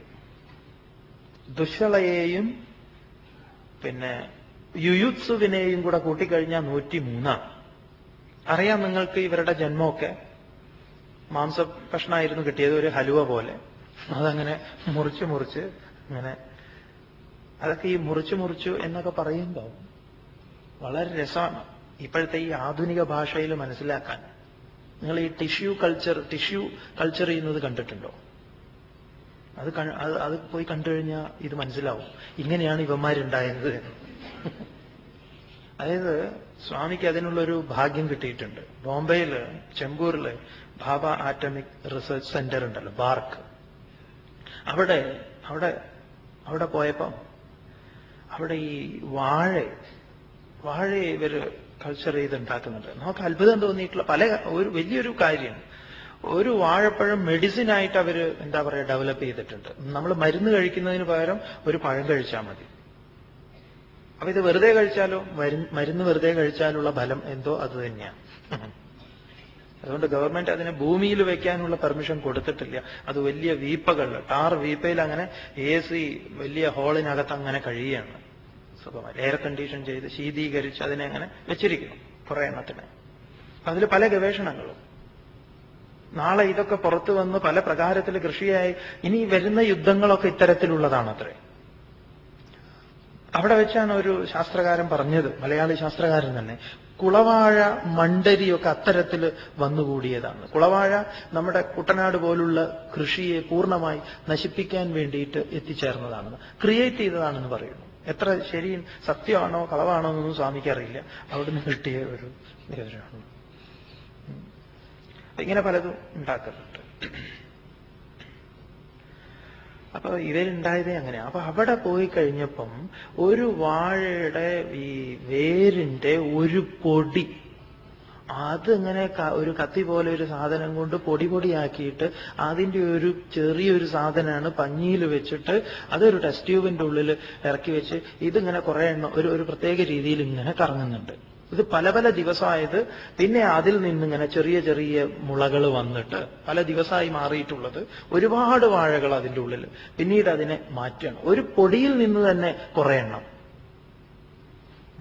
അപ്പൊ ഇത് നമ്മളിതിങ്ങനെ ഹലുവ കീറുന്നത് പോലെ ഇങ്ങോട്ട് കീറിയിട്ട് ഓരോ അളുക്കിൽ നമ്മൾ ഈ അച്ചാറിടുന്നത് പോലെ ഇട്ട് വെച്ചു എന്നൊക്കെ മനസ്സിൽ സങ്കല്പിക്കുമായിരിക്കാം. ആധുനിക ശാസ്ത്രത്തിന്റെ ഭാഷയിൽ വളരെ എളുപ്പം മനസ്സിലാക്കാവുന്നതേ ഉള്ളൂ. ഏതായാലും വ്യാസർ ഇതൊക്കെ നേരത്തെ തന്നെ കണ്ടു എന്നുള്ളത് ഒരു രസം. ഏതായാലും ഇവരുടെ ജന്മം അങ്ങനെയാണ്. അവർ രണ്ടും വ്യാസ അനുഗ്രഹത്താലാണ്. വ്യാസം പറഞ്ഞതാണ് ഇത് ഓരോ ഭരണിയിലിട്ടോളാൻ. അങ്ങനെയാണ് ഇവർ വന്നത്. ആരൊക്കെയാണ്? ദുർഗുണങ്ങളെ പ്രതിനിധാനം ചെയ്യുന്നു എന്ന് പറഞ്ഞു. ദു എന്നുള്ളതാണ് കൂടുതൽ പേരും. ദുർമർഷണൻ, ദുര്യോധനൻ, ദുശാസനൻ എന്നൊക്കെ പറഞ്ഞ് കുറെ ദൂക്കാരുണ്ട്. ദുശ്ശല എന്ന് പറഞ്ഞിട്ട് നമ്മുടെയൊക്കെ അവിടെയുണ്ട് സംവരണം. വ്യാസർ അന്നേ കണ്ടിരുന്നു. ഇനി അതിനൊരു ബഹളം വേണ്ട എന്ന് വിചാരിച്ചു. ഒരാളെ അങ്ങനെയും വെച്ചു. പിന്നെ ഈ യുയുത്സൻ എന്ന് പറഞ്ഞ വിദ്വാനോ, ഇതൊരു ധൃതരാഷ്ട്രർക്ക് വൈശ്യ സ്ത്രീയിൽ ഉണ്ടായിട്ടുള്ള ഒരു പുത്രനാണ്. ഒരാചാര്യൻ ഗീതയെ വ്യാഖ്യാനിക്കുന്ന സമയത്ത് ഒന്നാമത്തെ ശ്ലോകം ധൃതരാഷ്ട്രൻ ചൊല്ലുമ്പോൾ ഈ ധൃതരാഷ്ട്രത്വം എത്രമാത്രം ഒന്നാം ശ്ലോകത്തിലുണ്ട് എന്ന് കാണിച്ചു തരിക. ധർമ്മക്ഷേത്രേ കുരുക്ഷേത്രേ സമവേദ യുയുത്സവ മാമകാ പാണ്ഡവാശ്ചൈവ കിം അകുർവത. യുയുത്സു എന്ന് പറഞ്ഞാൽ യുദ്ധം ചെയ്യാൻ ആഗ്രഹിച്ചു നിൽക്കുന്നവനെന്ന. അപ്പൊ യുയുത്സവ എന്നതിൽ തന്റെ അവനെയും കൂടെ കൂട്ടിയിട്ടുണ്ട്. മാമകാഹ എന്ന് പറഞ്ഞാൽ എല്ലാവരും കൗരവന്മാരും. യുയുത്സു എന്ന് പറയുമ്പോൾ ഇനിയിപ്പോ ഇവനെയും കൂടെ വിട്ടുപോകണ്ട. ഇവനാണ് യുദ്ധം ഉണ്ടാക്കാൻ പല സംഗതികൾ, ഈ ഭീമന് വിഷം കൊടുത്തതൊക്കെ, അവിടെ പോയിട്ട് അവരോട് പറഞ്ഞു കൊടുത്തതൊക്കെ ഈ യുയുത്സുവാണ്. അപ്പൊ ഇവരാരാണ്? ഈ 101 പേര് ധാർത്തരാഷ്ട്രന്മാർ എന്ന് പറഞ്ഞാൽ അജ്ഞാനത്തിൽ നിന്ന് ജനിച്ചത്. തത്വവിചാരം ചെയ്യുമ്പം ഭരണിയും ഒക്കെ വിട്ടേക്കും, ടെസ്റ്റ് ട്യൂബൊക്കെ മറന്നേക്കും. അജ്ഞാനത്തിൽ നിന്ന് ആവിർഭവിച്ച അജ്ഞാനജന്യങ്ങളായിട്ടുള്ള അതിനെയൊക്കെ തന്നെ അതിന്റെ ഹൃദയാനി, അതിന്റെ കേന്ദ്രത്തിലേക്ക് വ്യതാരയത് കീറി മുറിച്ചുകൊണ്ട് കടന്നു ചെന്നുകൊണ്ട്, മാത്രമല്ല നഭശ്ച പൃഥിവീം, നഭസ്സിനെയും ഭൂമിയെയും ആകാശത്തെയും ഭൂമിയെയും, നഭസ് എന്ന് പറഞ്ഞാൽ ആകാശം, പൃഥ്വി ഭൂമി, ആകാശത്തെയും ഭൂമിയെയും കിടിലം കൊള്ളിച്ചുകൊണ്ട്, വ്യനുനാഥയൻ മാറ്റൊലി കൊള്ളിച്ചുകൊണ്ട് അതെന്താണ് വ്യതാരയത്. വ്യതാരയത് എന്ന് പറഞ്ഞാൽ പിളർന്നു എന്നാണ്. അതങ്ങനെ മാറ്റൊലി കൊണ്ടു ആ ഘോഷം. വിവേകാനന്ദ സ്വാമികള് 1893 ശരിയാണ് എങ്കിൽ സെപ്റ്റംബർ 11 അല്ലേ, എന്റെ അമേരിക്കയിലെ സഹോദരീ സഹോദരന്മാരെ എന്ന് പറയുന്നത് ഈ ശംഖനാദമാണ്. അപ്പൊ അവിടെ ഉള്ളവർ മുഴുവൻ ധൃതരാഷ്ട്രന്മാരാണോ എന്ന് ചോദിച്ചാൽ സ്വാമി അതല്ല പറയാൻ ഉദ്ദേശിക്കുന്നത്. അതായത് ചെറുപ്പത്തില് വിവേകാനന്ദ സ്വാമികള് അമേരിക്കയിൽ പോയിട്ട് ഒരു മതപ്രസംഗം നടത്തിയെന്നും അവിടെ വിവേകാനന്ദ സ്വാമികൾ അങ്ങനെ എഴുന്നേറ്റ് നിന്ന് അമേരിക്കയിലെ എന്റെ സഹോദരീ സഹോദരന്മാരെ എന്ന് പറഞ്ഞ സമയത്ത് ആളുകളൊക്കെ കൈയടിച്ചു എന്നാണ്. അതിന് കാരണമായിട്ട് ഇത് പറഞ്ഞു തന്ന ആള് പറഞ്ഞത്, അതിനു മുമ്പ് പ്രസംഗിച്ചവരെല്ലാം ലേഡീസ് ആൻഡ് ജെന്റിൽമാൻ എന്നാണ് പറഞ്ഞത്. അപ്പൊ ഒരു വെറൈറ്റി എന്ന നിലയ്ക്ക് ഒരു പുതുമ കണ്ടപ്പം അമേരിക്കക്കാർക്ക് സന്തോഷമായി, അവർ കൈയടിച്ചു എന്ന് മനസ്സിലാക്കി. വളരെ കാലം അങ്ങനെ തന്നെയാണ് മനസ്സിലാക്കിയത്. നിങ്ങൾ എത്ര പേരങ്ങനെ മനസ്സിലാക്കിയിട്ടുണ്ട് എന്ന് സ്വാമിക്ക് അറിയില്ല. പക്ഷെ അതിന്റെ സത്യം, ലേഡീസ് ആൻഡ് ജെന്റിൽമാൻ എന്നത് അമേരിക്കക്കാരന്റെ നിഘണ്ടുവിൽ ഇല്ലാത്ത വാക്കാണ് എന്ന് വിശ്വസിക്കാൻ കുറച്ച് ബുദ്ധിമുട്ടുണ്ട്. അല്ല, ബ്രദേഴ്സ് ആൻഡ് സിസ്റ്റേഴ്സ് എന്നത് അല്ലേ, ബ്രദേഴ്സ് ആൻഡ് സിസ്റ്റേഴ്സ് എന്നുള്ളത് അവരെ സംബന്ധിച്ച് ഒരു പുതിയ വാക്കൊന്നുമല്ല, അവർക്കറിയാവുന്ന വാക്ക് തന്നെയാണ്. പക്ഷെ വിവേകാനന്ദ സ്വാമികൾ ഇത് പറയുമ്പോൾ അവർക്ക് തോന്നുകയായിരുന്നു ഇതെന്റെ സഹോദരനാണെന്ന്. ആ ഒരു വികാരം ഇതിനു മുൻപ് അനുഭവിച്ചിട്ടില്ലാത്ത ആ ജനതയ്ക്ക് താൻ നിന്ന് പറയുന്ന സമയത്ത് അവർക്കത് ഫീൽ ചെയ്തു എന്നാണ്, അവർക്ക് അനുഭവപ്പെട്ടു. എന്റെ സഹോദരീ സഹോദരന്മാരെ എന്ന് പറയുന്നത് സ്വാമിജി അത്രയും ആ ഹൃദയത്തിന്റെ വാക്കായിരുന്നു, ഹൃദയത്തിൽ നിന്നായിരുന്നു, അതിനൊരു സംശയവുമില്ല. അപ്പൊ എന്തൊക്കെ അജ്ഞാനങ്ങളായിട്ട് അവരുടെ മനസ്സിലുണ്ടോ അതൊക്കെ പോയി എന്നാണ്. ആകാശത്തെയും ഭൂമിയെയും എന്ന് പറഞ്ഞാൽ ആകാശം കാലത്തെയും ഭൂമി ദേശത്തെയും പ്രതിനിധാനം ചെയ്യുന്നു. ഈ വാക്കുകൾ, ഈ പാഞ്ചജന്യത്തിൽ നിന്ന് ഉയരുന്ന വാക്കുകൾ, അത് ദേശകാലങ്ങളെ അതിവർത്തിക്കാൻ പോകുന്നതാണ്. ഇന്നും അതെ. വിവേകാനന്ദ സാഹിത്യ സർവസ്വം എടുത്തു വെച്ച് നോക്കിക്കഴിഞ്ഞാൽ അതിലെ സ്വാമിജിയുടെ പ്രഭാഷണങ്ങൾ വിവേകാനന്ദ സ്വാമികളുടെ മാത്രമല്ല, നാരായണ ഗുരുസ്വാമികളുടേത്, ശങ്കരാചാര്യ സ്വാമികളുടേത് അല്ലേ. അമ്മ മരിച്ച് എന്താ ചെയ്യേണ്ടതെന്ന് ചോദിച്ച സമയത്ത് ചക്കലിട്ടാട്ടി തെങ്ങിനിട്ട് കൊടുക്കാൻ പറഞ്ഞത് ഹൃദയാനി വ്യതാറയത്, എല്ലാ അജ്ഞാനജന്യങ്ങളെയും കീറി മുറിക്കാൻ പോകുന്ന വാക്കുകളാണത്. അതെന്തുകൊണ്ട്? പാഞ്ചജന്യത്തിൽ നിന്ന്, പാഞ്ചജന്യമാണത്. സഘോഷോ ധാർത്തരാഷ്ട്രാണ്. എന്തൊക്കെ അജ്ഞാനങ്ങളെ നമ്മളെ പൂർവികന്മാര് എന്തൊക്കെ മാറ്റി തന്നിട്ടുണ്ട്, ഇങ്ങനെ വേണം കരുതാൻ. അത് ദേശത്തെയും കാലത്തെയും അതിവർത്തിക്കും. ദേശകാലങ്ങളെ അതിവർത്തിച്ച് അത് നിലകൊള്ളും എന്ന് പറയാം. വിവേകാനന്ദ സ്വാമികളുടെ പ്രഭാഷണത്തിന് കൊടുത്ത പേര് തന്നെ ബോംബ് വർഷിംഗ് എന്നാണ്. ഒരു സന്യാസിയുടെ സ്പിരിച്വൽ ടോക്കിന് പറ്റിയ ടൈറ്റിലാണ് ബോംബ് വർഷിംഗ്. അതങ്ങനെയായിരുന്നു. അജ്ഞാന കേന്ദ്രങ്ങളിലേക്ക് ഒരു ബോംബ് പോലെ ചെല്ലുകയായിരുന്നു, എന്നിട്ട് അത് പൊട്ടുകയായിരുന്നു. മൈലാപ്പൂരിന്ന് രാമകൃഷ്ണ മിഷൻ പ്രസിദ്ധപ്പെടുത്തിയിട്ടുള്ള സ്വാമിജിയുടെ പ്രഭാഷണ പരമ്പരയ്ക്ക് ആ പേര് കാണാം, ബോംബ് വർഷിംഗ്. ഒരു പാശ്ചാത്യ പണ്ഡിതൻ സ്വാമിജിയുടെ പ്രഭാഷണത്തെ വിശേഷിപ്പിച്ചത് തന്നെ അങ്ങനെയാണ്, the first counter attack from the east എന്നാണ്. പ്രതീകാത്മകമായിട്ട് സ്വാമിജി അവിടെ പറയുന്നുണ്ട്, ആധ്യാത്മികതയുടെ അടിത്തറയിലല്ലാതെ പടുത്തുയർത്തിയ ഈ സൗധത്തിന് കേവലം 50 വർഷമാണ് ആയുസ് എന്ന്. ഒരു 93 ഒരു സെപ്റ്റംബർ 11 തന്നെയാണല്ലോ സന്ദർഭവശാൽ വേൾഡ് ട്രേഡ് സെന്റർ അല്ലേ. സഘോഷോ ധാർത്തരാഷ്ട്രാണ്. ധാർത്തരാഷ്ട്രം എന്ന് പറഞ്ഞാൽ അജ്ഞാനജന്യങ്ങളായിട്ടുള്ളത്, മോശപ്പെട്ടത് എന്ന് കരുതണ്ട, അറിവില്ലായ്മയിലേക്ക്, ആ അന്ധകാരത്തിലേക്ക് എപ്രകാരം അത് തുളച്ചു കയറി അതിന്റെ കേന്ദ്രത്തെ തന്നെ പിളർന്നുകൊണ്ട് അത് ദേശകാലങ്ങളെ അതിവർത്തിച്ച് നിലകൊള്ളുന്നു. സഘോഷോ ധാർത്തരാഷ്ട്രാണാം ഹൃദയാനി വ്യധാരയത് നഭശ്ച പൃഥിവീം ചൈവ തുമുലഃ വെനുനാദയൻ. അപ്പൊ നമ്മെ സംബന്ധിച്ച് എങ്ങനെയായിരിക്കും ഇത്? നമ്മളും ധ്യാനത്തിലൂടെ മനസ്സല്ല, ബുദ്ധിയല്ല, ചിത്തമല്ല, അഹംവൃത്തികളൊന്നും, അഹങ്കാരം ഇത്യാദി വൃത്തികളൊന്നുമല്ല ഞാനെന്നും, ഞാൻ നിത്യശുദ്ധ ബുദ്ധമുക്ത സ്വരൂപനാണെന്നും ആ ഒരു ഉറപ്പ് തനിക്ക് വന്നു കഴിഞ്ഞാൽ താൻ സഹചരുമായി സംസാരിക്കുമ്പം തന്റെ വാക്കുകൾക്കും ഇതുപോലെ ശക്തി ഉണ്ടാവുന്ന, തന്റെ വാക്കുകൾക്കും വെറുതെ ആളെ പേടിപ്പിക്കാൻ വേണ്ടി ഞാൻ ഇപ്പം ശരിയാക്കി കൊടുക്കാം എന്നൊക്കെ പറയുമല്ലോ, അതിലൊന്നും വലിയ ആളുകൾക്ക് തന്നെ അറിയാം, ഇപ്പൊ എന്താ വരാൻ പോണത് എന്ന്. ഒരിക്കലും ഒരു രാഷ്ട്രീയ നേതാവിന്റെ കാറ് നോ പാർക്കിങ്ങിൽ കിടക്കുകയായിരുന്നു എന്നാ. അപ്പൊ അത് പോലീസുകാർ സ്റ്റേഷനിലേക്ക് കൊണ്ടുപോയി വണ്ടി. ഇദ്ദേഹം പാർക്ക് ചെയ്തിട്ട് പോയതാണ്. അപ്പൊ അദ്ദേഹത്തിന് ഫോണ് വന്നു, ഇതേ ഇങ്ങനെ വണ്ടി സ്റ്റേഷനിലേക്ക് കൊണ്ടുപോയിട്ടുണ്ട്. അദ്ദേഹം ഒട്ടനെ ഫോൺ എടുത്തു. എന്ത്? ഭാര്യയോട് പറഞ്ഞു, എടുക്ക് ഫോൺ ഇങ്ങോട്ട് എന്ന്. അപ്പൊ ഭാര്യ ചോദിച്ചു, നിങ്ങളിപ്പോ എന്തിനാ SI വിളിച്ച് വഴക്ക് പറയാനാണോ? അപ്പൊ പറഞ്ഞു, അല്ല, അതെങ്ങനെയാ സ്റ്റാർട്ടാക്കിയെന്ന് ചോദിക്കാനാണ്. അത്രയും നമ്മൾ വിചാരിക്കും എന്തോ വലിയ സംഭവമാണ്, അതൊന്നുമില്ല.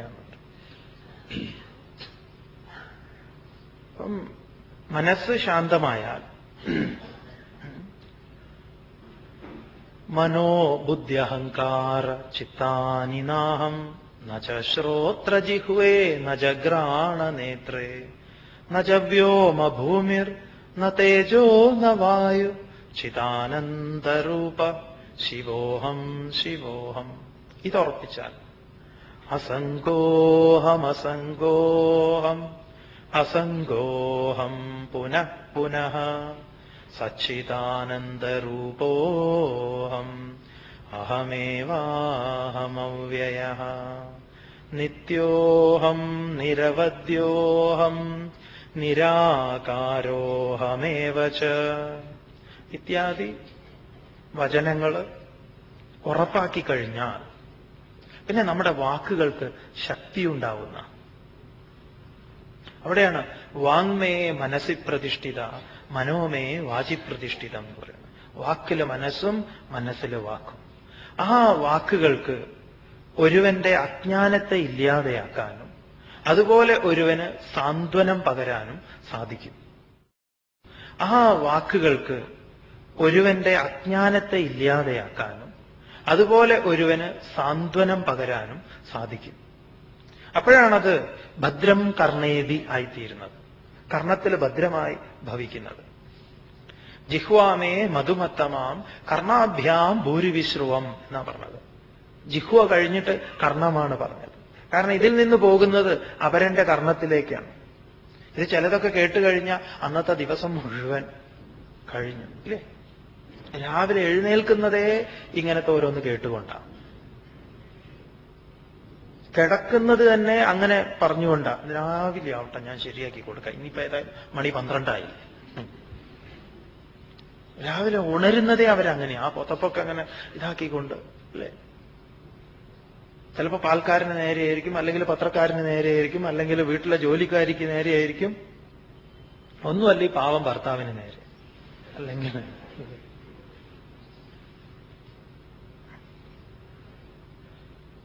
സഘോഷോ, നമ്മുടെ വാക്കുകൾക്ക് ശക്തിയുണ്ടാവട്ടെ എന്ന് പറയാം. എല്ലാ അജ്ഞാനങ്ങളെയും ദൂരീകരിക്കാൻ പോകുന്നതാവട്ടെ വാക്കുകൾ. വാക്കുകളുടെ മേൽ അങ്ങേയറ്റം ശ്രദ്ധയുണ്ടായിരിക്കുക. അത് അജ്ഞാനത്തെ ജയിക്കാൻ പോകുന്നതായിരിക്കണം. ഇത് പകരം അജ്ഞാനത്തെ എങ്ങനെ ഉണ്ടാക്കി കൊടുക്കുക? എങ്ങോട്ടാ നിങ്ങൾ ഈ 2-3 ഒരു 4-5 ദിവസമായാലും ഇങ്ങനെ പോകുന്നത് വൈകിട്ട്? അതെ, അറിഞ്ഞില്ലേ? അല്ല, ഞാൻ ചോദിക്കണം എന്ന് വിചാരിച്ചു.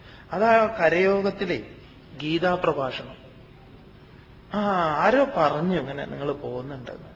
അല്ല, ഞാൻ അറിയായിട്ട് ചോദിക്കുക, നിങ്ങൾക്കിപ്പോ അതിന് മാത്രം പ്രായമൊക്കെ ആയോ ഗീത കേൾക്കാൻ? കാരണം അതൊന്നും ഇപ്പോഴൊന്നും കേൾക്കേണ്ടതല്ല. നമുക്കൊരു കുട്ടിയുണ്ട്, കല്യാണം കഴിഞ്ഞിട്ട് പോലും ഇല്ല. നിങ്ങൾ ഇപ്പോഴേ സന്യാസിയായി കഴിഞ്ഞാൽ അല്ലേ, അല്ലെങ്കിൽ നിങ്ങളെല്ലാം ഉപേക്ഷിച്ച് നിങ്ങൾ ഇവിടെ വന്നിരിക്കുമ്പം നിങ്ങളെക്കുറിച്ച്, പ്രത്യേകിച്ച് നേരത്തെ വന്ന് കസേരയ്ക്ക് അടിയുണ്ടാക്കുന്ന നിങ്ങളെക്കുറിച്ച് ആളുകൾക്ക് നല്ല വട്ട, സ്വാമിക്ക് നല്ല, അത് പിന്നെ പറയണ്ട, കേസ് എന്താ അല്ലേ. ഇങ്ങനെയുള്ള തെറ്റിദ്ധാരണകൾ, നമ്മുടെ വാക്കുകൾ മിക്കപ്പോഴും അപരനില് സംശയത്തെ ഉണ്ടാക്കി അവന്റെ ശാന്തിയെയും സമാധാനത്തെയും കളയുന്നതാണ്. എന്താ, വെറുതെ വീട്ടിലേക്ക് വന്നാൽ മതി, ആ വീട്ടിൽ കണ്ടു ആരോ പ്രസന്റ് കൊടുത്തു, മകൾക്ക് ഡാൻസ് കളിച്ചിട്ട് കിട്ടിയതാണ് ഒരു നടരാജ വിഗ്രഹം. അവര് ക്ലബ്ബുകാർ ആലോചിച്ചു എന്താ കൊടുക്കേണ്ടത്, എന്നാ ഏറ്റവും വലിയ ഡാൻസുകാരൻ നടരാജൻ, ഭഗവാൻ ശിവൻ, പരമശിവൻ ഇരിക്കട്ടെ, കൊടുത്തു. അപ്പോഴാണ് ഈ വിദ്വാൻ എന്ന് പറയുന്നത്, ഇത് വീട്ടിൽ വെക്കാൻ പാടില്ല, പിന്നെയോ വീട് ആടിപ്പോവും. വീട്ടിലെ നടരാജൻ ആടിക്കൊണ്ടാ വരുന്നത് ദിവസവും, അതിനൊരു കുഴപ്പമില്ല എന്ന് പറഞ്ഞു. അതെ, അദ്ദേഹം ഇപ്പൊ നടരാജ വിഗ്രഹം വീട്ടിൽ വെക്കരുത്. അതെയോ, അതെ, വീടിന് ഭയങ്കര ദോഷ. ആഹാ, പിന്നെ ഇതാ, അല്ലെങ്കിലും ഞാൻ ആലോചിക്കുക, ഇപ്പൊ കുറച്ച് ദിവസമായിട്ട്, കുറച്ച് മാസങ്ങളായിട്ട് എന്ത് ചെയ്താലും ശരിയാവും. ഞാൻ വിചാരിച്ചു കുറി കിട്ടുന്നു, പക്ഷെ കിട്ടിയില്ല. പിന്നെ അതിൽ കൊണ്ടുപോയി കുറച്ച് വെച്ചു, ആ കാശ് അങ്ങനെ പോയി, ധനനഷ്ടം. അത് ഇതുകൊണ്ട്. അപ്പുറത്തേക്ക് നോക്കുമ്പോൾ കൃഷ്ണൻ ഓടക്കുഴൽ വെച്ചിട്ട്, എന്റെ ഈശ്വര, കൃഷ്ണനെ വെച്ചോളൂ, പക്ഷെ കുഴല് വെക്കരുത്. കാരണം എന്താണ്, കുഴലു നിങ്ങളുടെ ഐശ്വര്യം ഊതിപ്പോ. അതെ, ഊതിക്കളയും ഭഗവാൻ എല്ലാം. ഈ ഇരിക്കുന്ന പൾപ്പാണ് കൃഷ്ണൻ എന്ന് കരുതിയിട്ടല്ലേ. ഇങ്ങനെയൊക്കെയാണ് നമ്മൾ അടുത്ത വീട്ടിൽ പോയാൽ, അല്ലെങ്കിൽ ഇങ്ങനെയുള്ള കാര്യങ്ങളെ കുറിച്ചൊക്കെ പറയും. ഈ ഫോട്ടോ ഇങ്ങോട്ട് വെക്കണം, അല്ലെങ്കിൽ അത് ഇങ്ങോട്ട് വെക്കണം, ഇങ്ങനെ സമയം കളയും. എന്താ ഇപ്പൊ ഇയാൾക്ക് ഇതൊക്കെ പറയാൻ, ഇപ്പൊ ഇത്ര ആധികാരികമായി പറയാൻ എന്ത് യോഗ്യത എന്ന് ചോദിച്ചാൽ, അദ്ദേഹം 18 വർഷമായി ശബരിമലയ്ക്ക് പോന്നു. നമ്മളോട് ഒരിക്കൽ പറഞ്ഞിട്ടുള്ള ഒരമ്മ, സ്വാമി 18 കൊല്ലം മല കയറി ഇറങ്ങിയ ആളാണ്, 18 പ്രാവശ്യം. നമ്മൾ പറഞ്ഞു, അമ്മേ അതിൽ കൂടുതൽ അവിടെ കഴുത കയറി ഇറങ്ങുന്നുണ്ട്. അതെ, തേങ്ങയും ശർക്കരയും ഒക്കെ ആയിട്ട്. ശബരിമലയ്ക്ക് കയറി ഇറങ്ങുന്നത് ഒരു മോശം എന്നുള്ള ഏർപ്പാടല്ല.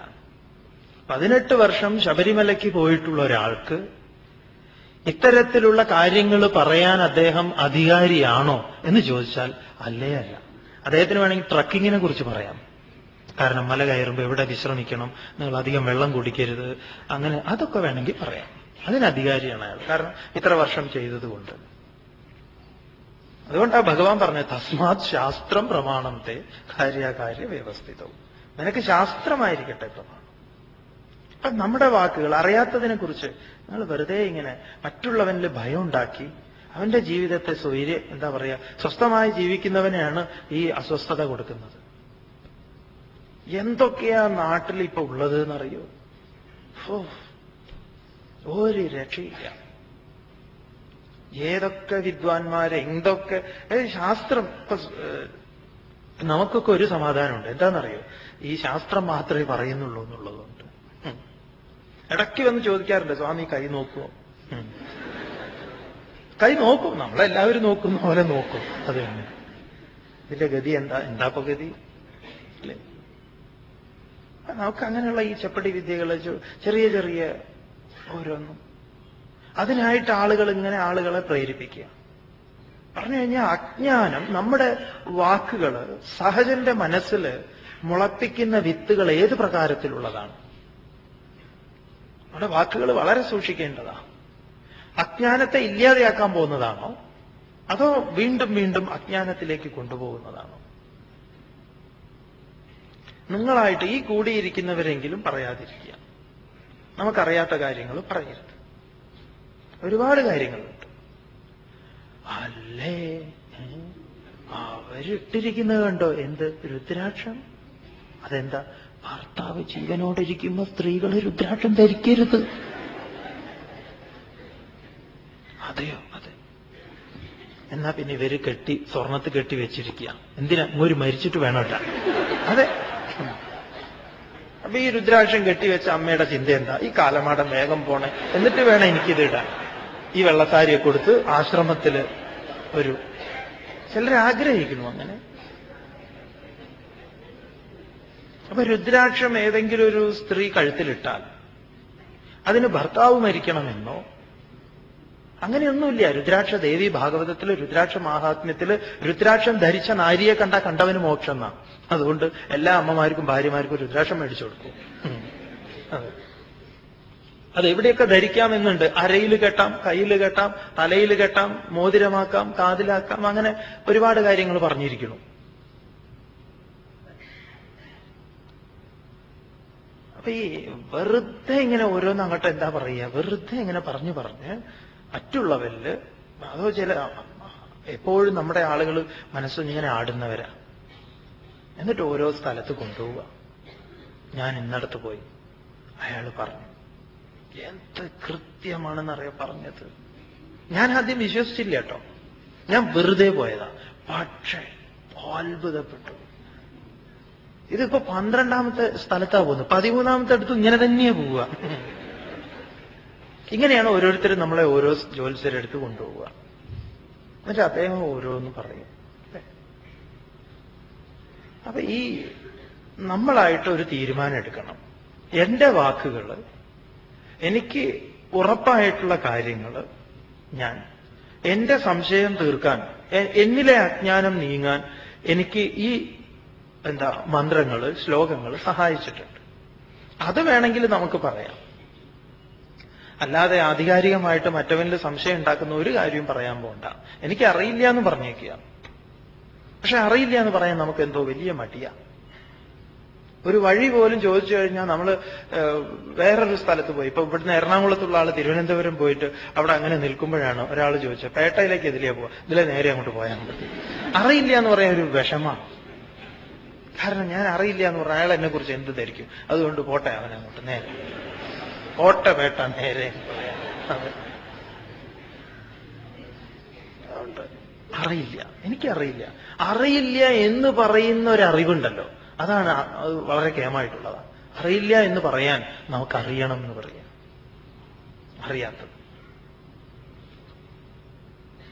സഘോഷോ ധാർത്തരാഷ്ട്രാണ ഹൃദയാനി വ്യതാരയത് നഭശ്ച പൃഥിവീം ചൈവ തുമുലോ വെനുനാദയൻ എന്ന് പറഞ്ഞാൽ, നമ്മുടെയൊക്കെ അച്ഛൻ പറഞ്ഞ വാക്കുകൾ നമ്മളെങ്ങനെയാണ് ഇപ്പോഴും താലോലിക്കുന്നത്? അച്ഛൻ ചില ഉപദേശങ്ങളൊക്കെ തന്നതുണ്ടാവുമല്ലോ ചിലപ്പം, അല്ലെങ്കിൽ അമ്മ പറഞ്ഞത്, അമ്മാവൻ പറഞ്ഞത്, ഇതൊക്കെ നമ്മൾ കുട്ടികൾക്ക് പറഞ്ഞു കൊടുക്കാറില്ലേ? അല്ലെങ്കിൽ മുത്തശ്ശൻ പറഞ്ഞത് ഇല്ലേ? അതൊക്കെ ഭൂമിയെയും ആകാശത്തെയും ഒക്കെ അതിവർത്തിച്ചുകൊണ്ട് നമ്മൾ കൈമാറ്റം ചെയ്യുന്നു. അങ്ങനെ കൈമാറി വന്നതല്ലേ ഈ ശ്രുതികളൊക്കെ. ഈ ശ്രുതികളെ മുഴുവൻ, ശ്രുതി എന്ന് പറഞ്ഞാൽ ശ്രവണ പരമ്പരയാണ് നിലനിന്നത്. അതിന്റെ നിലനിൽപ്പിതാണ്. ശ്രുതി വാക്യങ്ങളായിരിക്കട്ടെ, അതിന് സമാനങ്ങളായ വാക്യങ്ങളായിരിക്കട്ടെ നമ്മുടെ നാവിൽ നിന്ന് വരുന്നത്. അതുകൊണ്ട് ശങ്കരാചാര്യ സ്വാമികൾ ഭജഗോവിന്ദത്തിൽ പറയും, ഒരു വൃദ്ധനെ കാണിച്ചിട്ട് ഒരു ചിത്രം കാണിച്ചു തരാം. അതാ ഒരു വയസ്സൻ പോകുന്നു. എങ്ങനെയാ? ഗൃഹീത്വ ദണ്ഡം പിടിച്ചുകൊണ്ട്, മുണ്ടം ഫലിതം, തലയൊക്കെ മൊട്ടയായി, ദശനവിഹീനം, പല്ലൊന്നും ഇല്ല എന്ന് പറയാം. എസ് കെ പൊറ്റക്കാടിന്റെ ഭാഷയെ പറഞ്ഞാൽ കീറിയ റബ്ബർ പന്ത് പോലെ. റബ്ബർ പന്ത് കീറിയ എങ്ങനെ ഉണ്ടാവും? അതുപോലെ. അതിങ്ങനെ ഞെക്കി പിടിച്ചാൽ അതുപോലെ. ജാതം തുണ്ടം എന്നാ പറഞ്ഞിരിക്കുന്നത്. വദനം എന്നാണ് പറയേണ്ടത് ശരിക്കും സംസ്കൃതത്തിൽ, വാക്കുകൾ വരേണ്ടത്. പക്ഷെ ഇതല്ല, ഒരു കീറിവിടലാണെന്ന് പറയാം. മാംസത്തെ ഇങ്ങനെ കീറിവിട്ടിരിക്കുക. അതിൽ നിന്ന് വരുന്നത് വിഷ്ണു സഹസ്രനാമത്തിന് ഭാഷ്യം രചിക്കുമ്പോൾ ആചാര്യസ്വാമികൾ പറയുന്നുണ്ട്, ഒരു പൊത്താണ്, ഒരു ദ്വാരം. അതിനകത്തിരിക്കുന്ന നാവ് പാമ്പാണെന്ന് പറയാം. പുറത്തേക്ക് വരുന്നത് ഇങ്ങനെ ചീറ്റാനാണ്. ഓരോരുത്തരെ ചിലർ സംസാരിക്കുമ്പോൾ തന്നെ കണ്ടിട്ടില്ലേ, ഏതു നേരം ഇങ്ങനെ ചീറ്റും എന്ന് പറയും. പേടിയാണ് ചിലർക്ക്, ആളുകളെ കാണുമ്പോൾ തന്നെ പേടി. ഈ അച്ഛനൊക്കെ വരുമ്പോഴേക്കും കുട്ടികൾ പറയും ഇങ്ങനെ പേടിപ്പെടുത്തുക. ആ വാക്കുകൾ സാന്ത്വനത്തെ ഉണ്ടാക്കുന്നതായിരിക്കണം, സംശയത്തെ ഉണ്ടാക്കരുത്.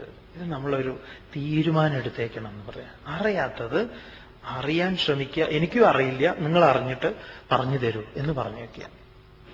അത് എന്തെങ്കിലും അടിച്ചുവിടരുത് എന്ന് പറയും. തുടർന്ന് അഥ വ്യവസ്ഥിതാൻ ദൃഷ്ട്വാ ധാർതരാഷ്ട്രാൻ കപിധ്വജഃ പ്രവൃത്തെ ശസ്ത്രസമ്പാതേ ധനുരുദ്യമ്യ പാണ്ഡവഃ. അധ വ്യവസ്ഥിതാൻ ദൃഷ്ട്വാ ധാർതരാഷ്ട്രാൻ കവിധ്വജഃ പ്രവൃത്തെ ശസ്ത്രസമ്പാദേ ധനുഃ ഉദ്യമ്യ പാണ്ഡവഃ.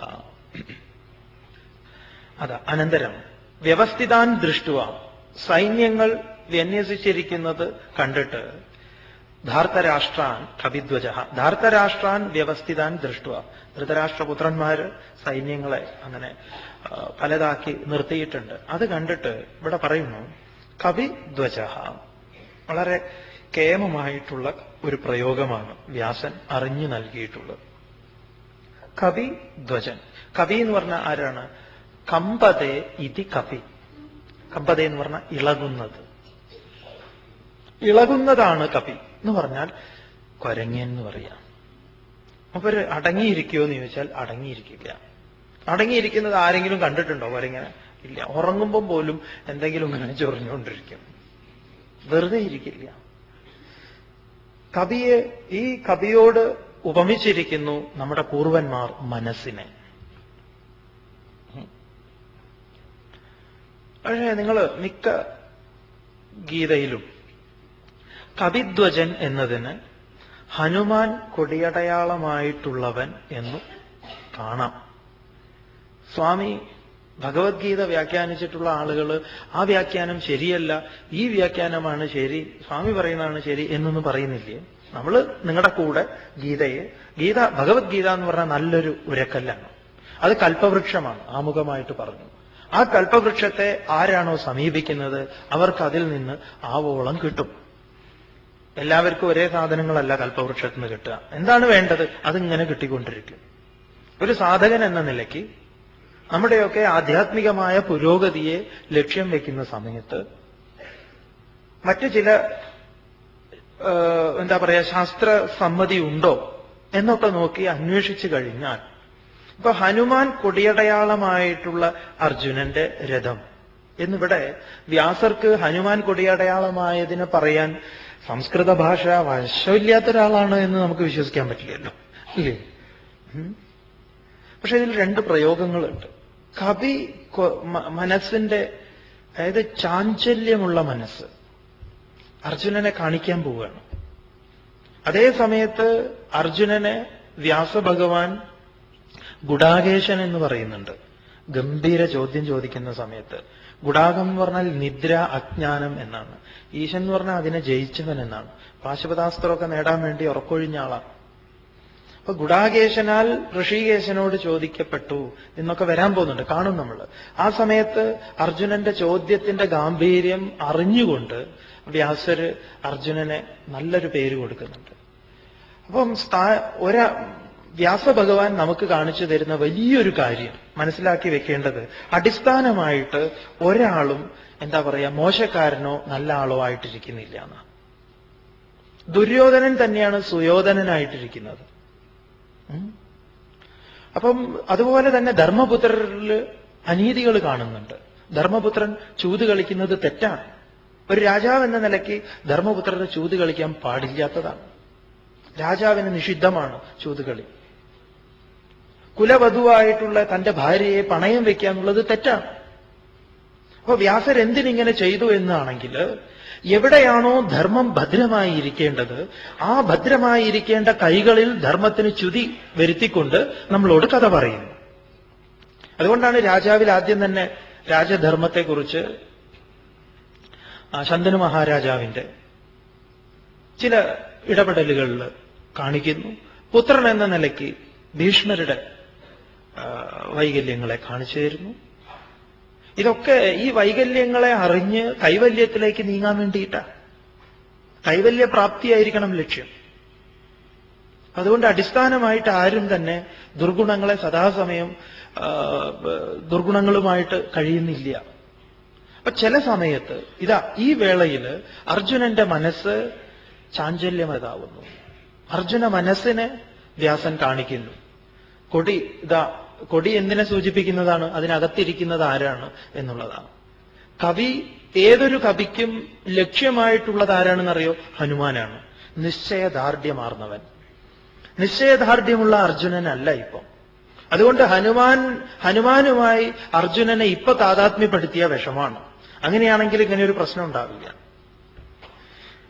ഇപ്പം അർജുനനെ സംബന്ധിച്ച് കവിയുടെ ഭാവം തന്നെയാണ്, കുരങ്ങന്റെ അവസ്ഥയാണ്. ഹനുമാനിൽ അങ്ങനെ ഒരു സംശയവും ഇതുവരെ ഉണ്ടായിട്ടില്ല. ഹനുമാനെ ചിത്രീകരിക്കുന്ന സമയത്ത് ഹനുമാൻ ലങ്കയിലേക്ക് പോകുന്ന കാര്യത്തിൽ ഒരു സംശയവും ഉണ്ടായിട്ടില്ല. മറ്റു പല കുരങ്ങന്മാരും എന്താ പറഞ്ഞതെന്നറിയാം? ഞാൻ 10 യോജന ചാടും, ഞാൻ 20 ചാടും, ഞാൻ 30 ചാടും, 40 ചാടും, 45 ചാടും എന്നൊരാൾ പറഞ്ഞു. വേറൊരുത്തൻ 50, 60, 70, 90. അവസാനം ഒരാൾ പറഞ്ഞു ഞാൻ 100 അങ്ങോട്ട് ചാടും, ഇങ്ങോട്ട് ചാടാൻ ബോട്ട് വിളിക്കണം എന്ന് പറയും. അപ്പോഴാണ് ജാംബവാൻ ഒരു വിളി വിളിച്ച് ഹേ ഹനുമാൻ എന്ന്. ഓ എന്താ? ചാടിക്കോളാൻ. ഞാനോ? പിന്നെ സാധിക്കുന്നു പറയാം. അപ്പൊ ജാംബവ ധർമ്മം അത് വളരെ പ്രധാനപ്പെട്ടതാണ്. അവന്റെ സാധ്യതയെ ഉണർത്തിവിടുക എന്ന് പറയാം. നിനക്കത് സാധിക്കുമെന്ന് പറഞ്ഞു. പിന്നെ സംശയമൊന്നും ഉണ്ടായിട്ടില്ല. മാഹേന്ദ്ര പർവ്വതത്തിന്റെ മുൻപിൽ നിന്നിട്ട് ജയ് ശ്രീറാം എന്ന് പറഞ്ഞ ഒരൊറ്റ ചാട്ടായിരുന്നു. ആ സമയത്ത് വന്ന തടസ്സങ്ങൾ അല്ലേ? ഒരു രാജ്യത്തിനുണ്ടാവുന്ന തടസ്സങ്ങളൊക്കെ ഹനുമാന് വന്നിട്ടുണ്ട്. എയർ അറ്റാക്ക് ഉണ്ടായിട്ടുണ്ട്, നേവിയിൽ നിന്നുണ്ടായിട്ടുണ്ട്, ഭൂമിയിൽ നിന്നുണ്ടായിട്ടുണ്ട്, എല്ലാം അല്ലേ?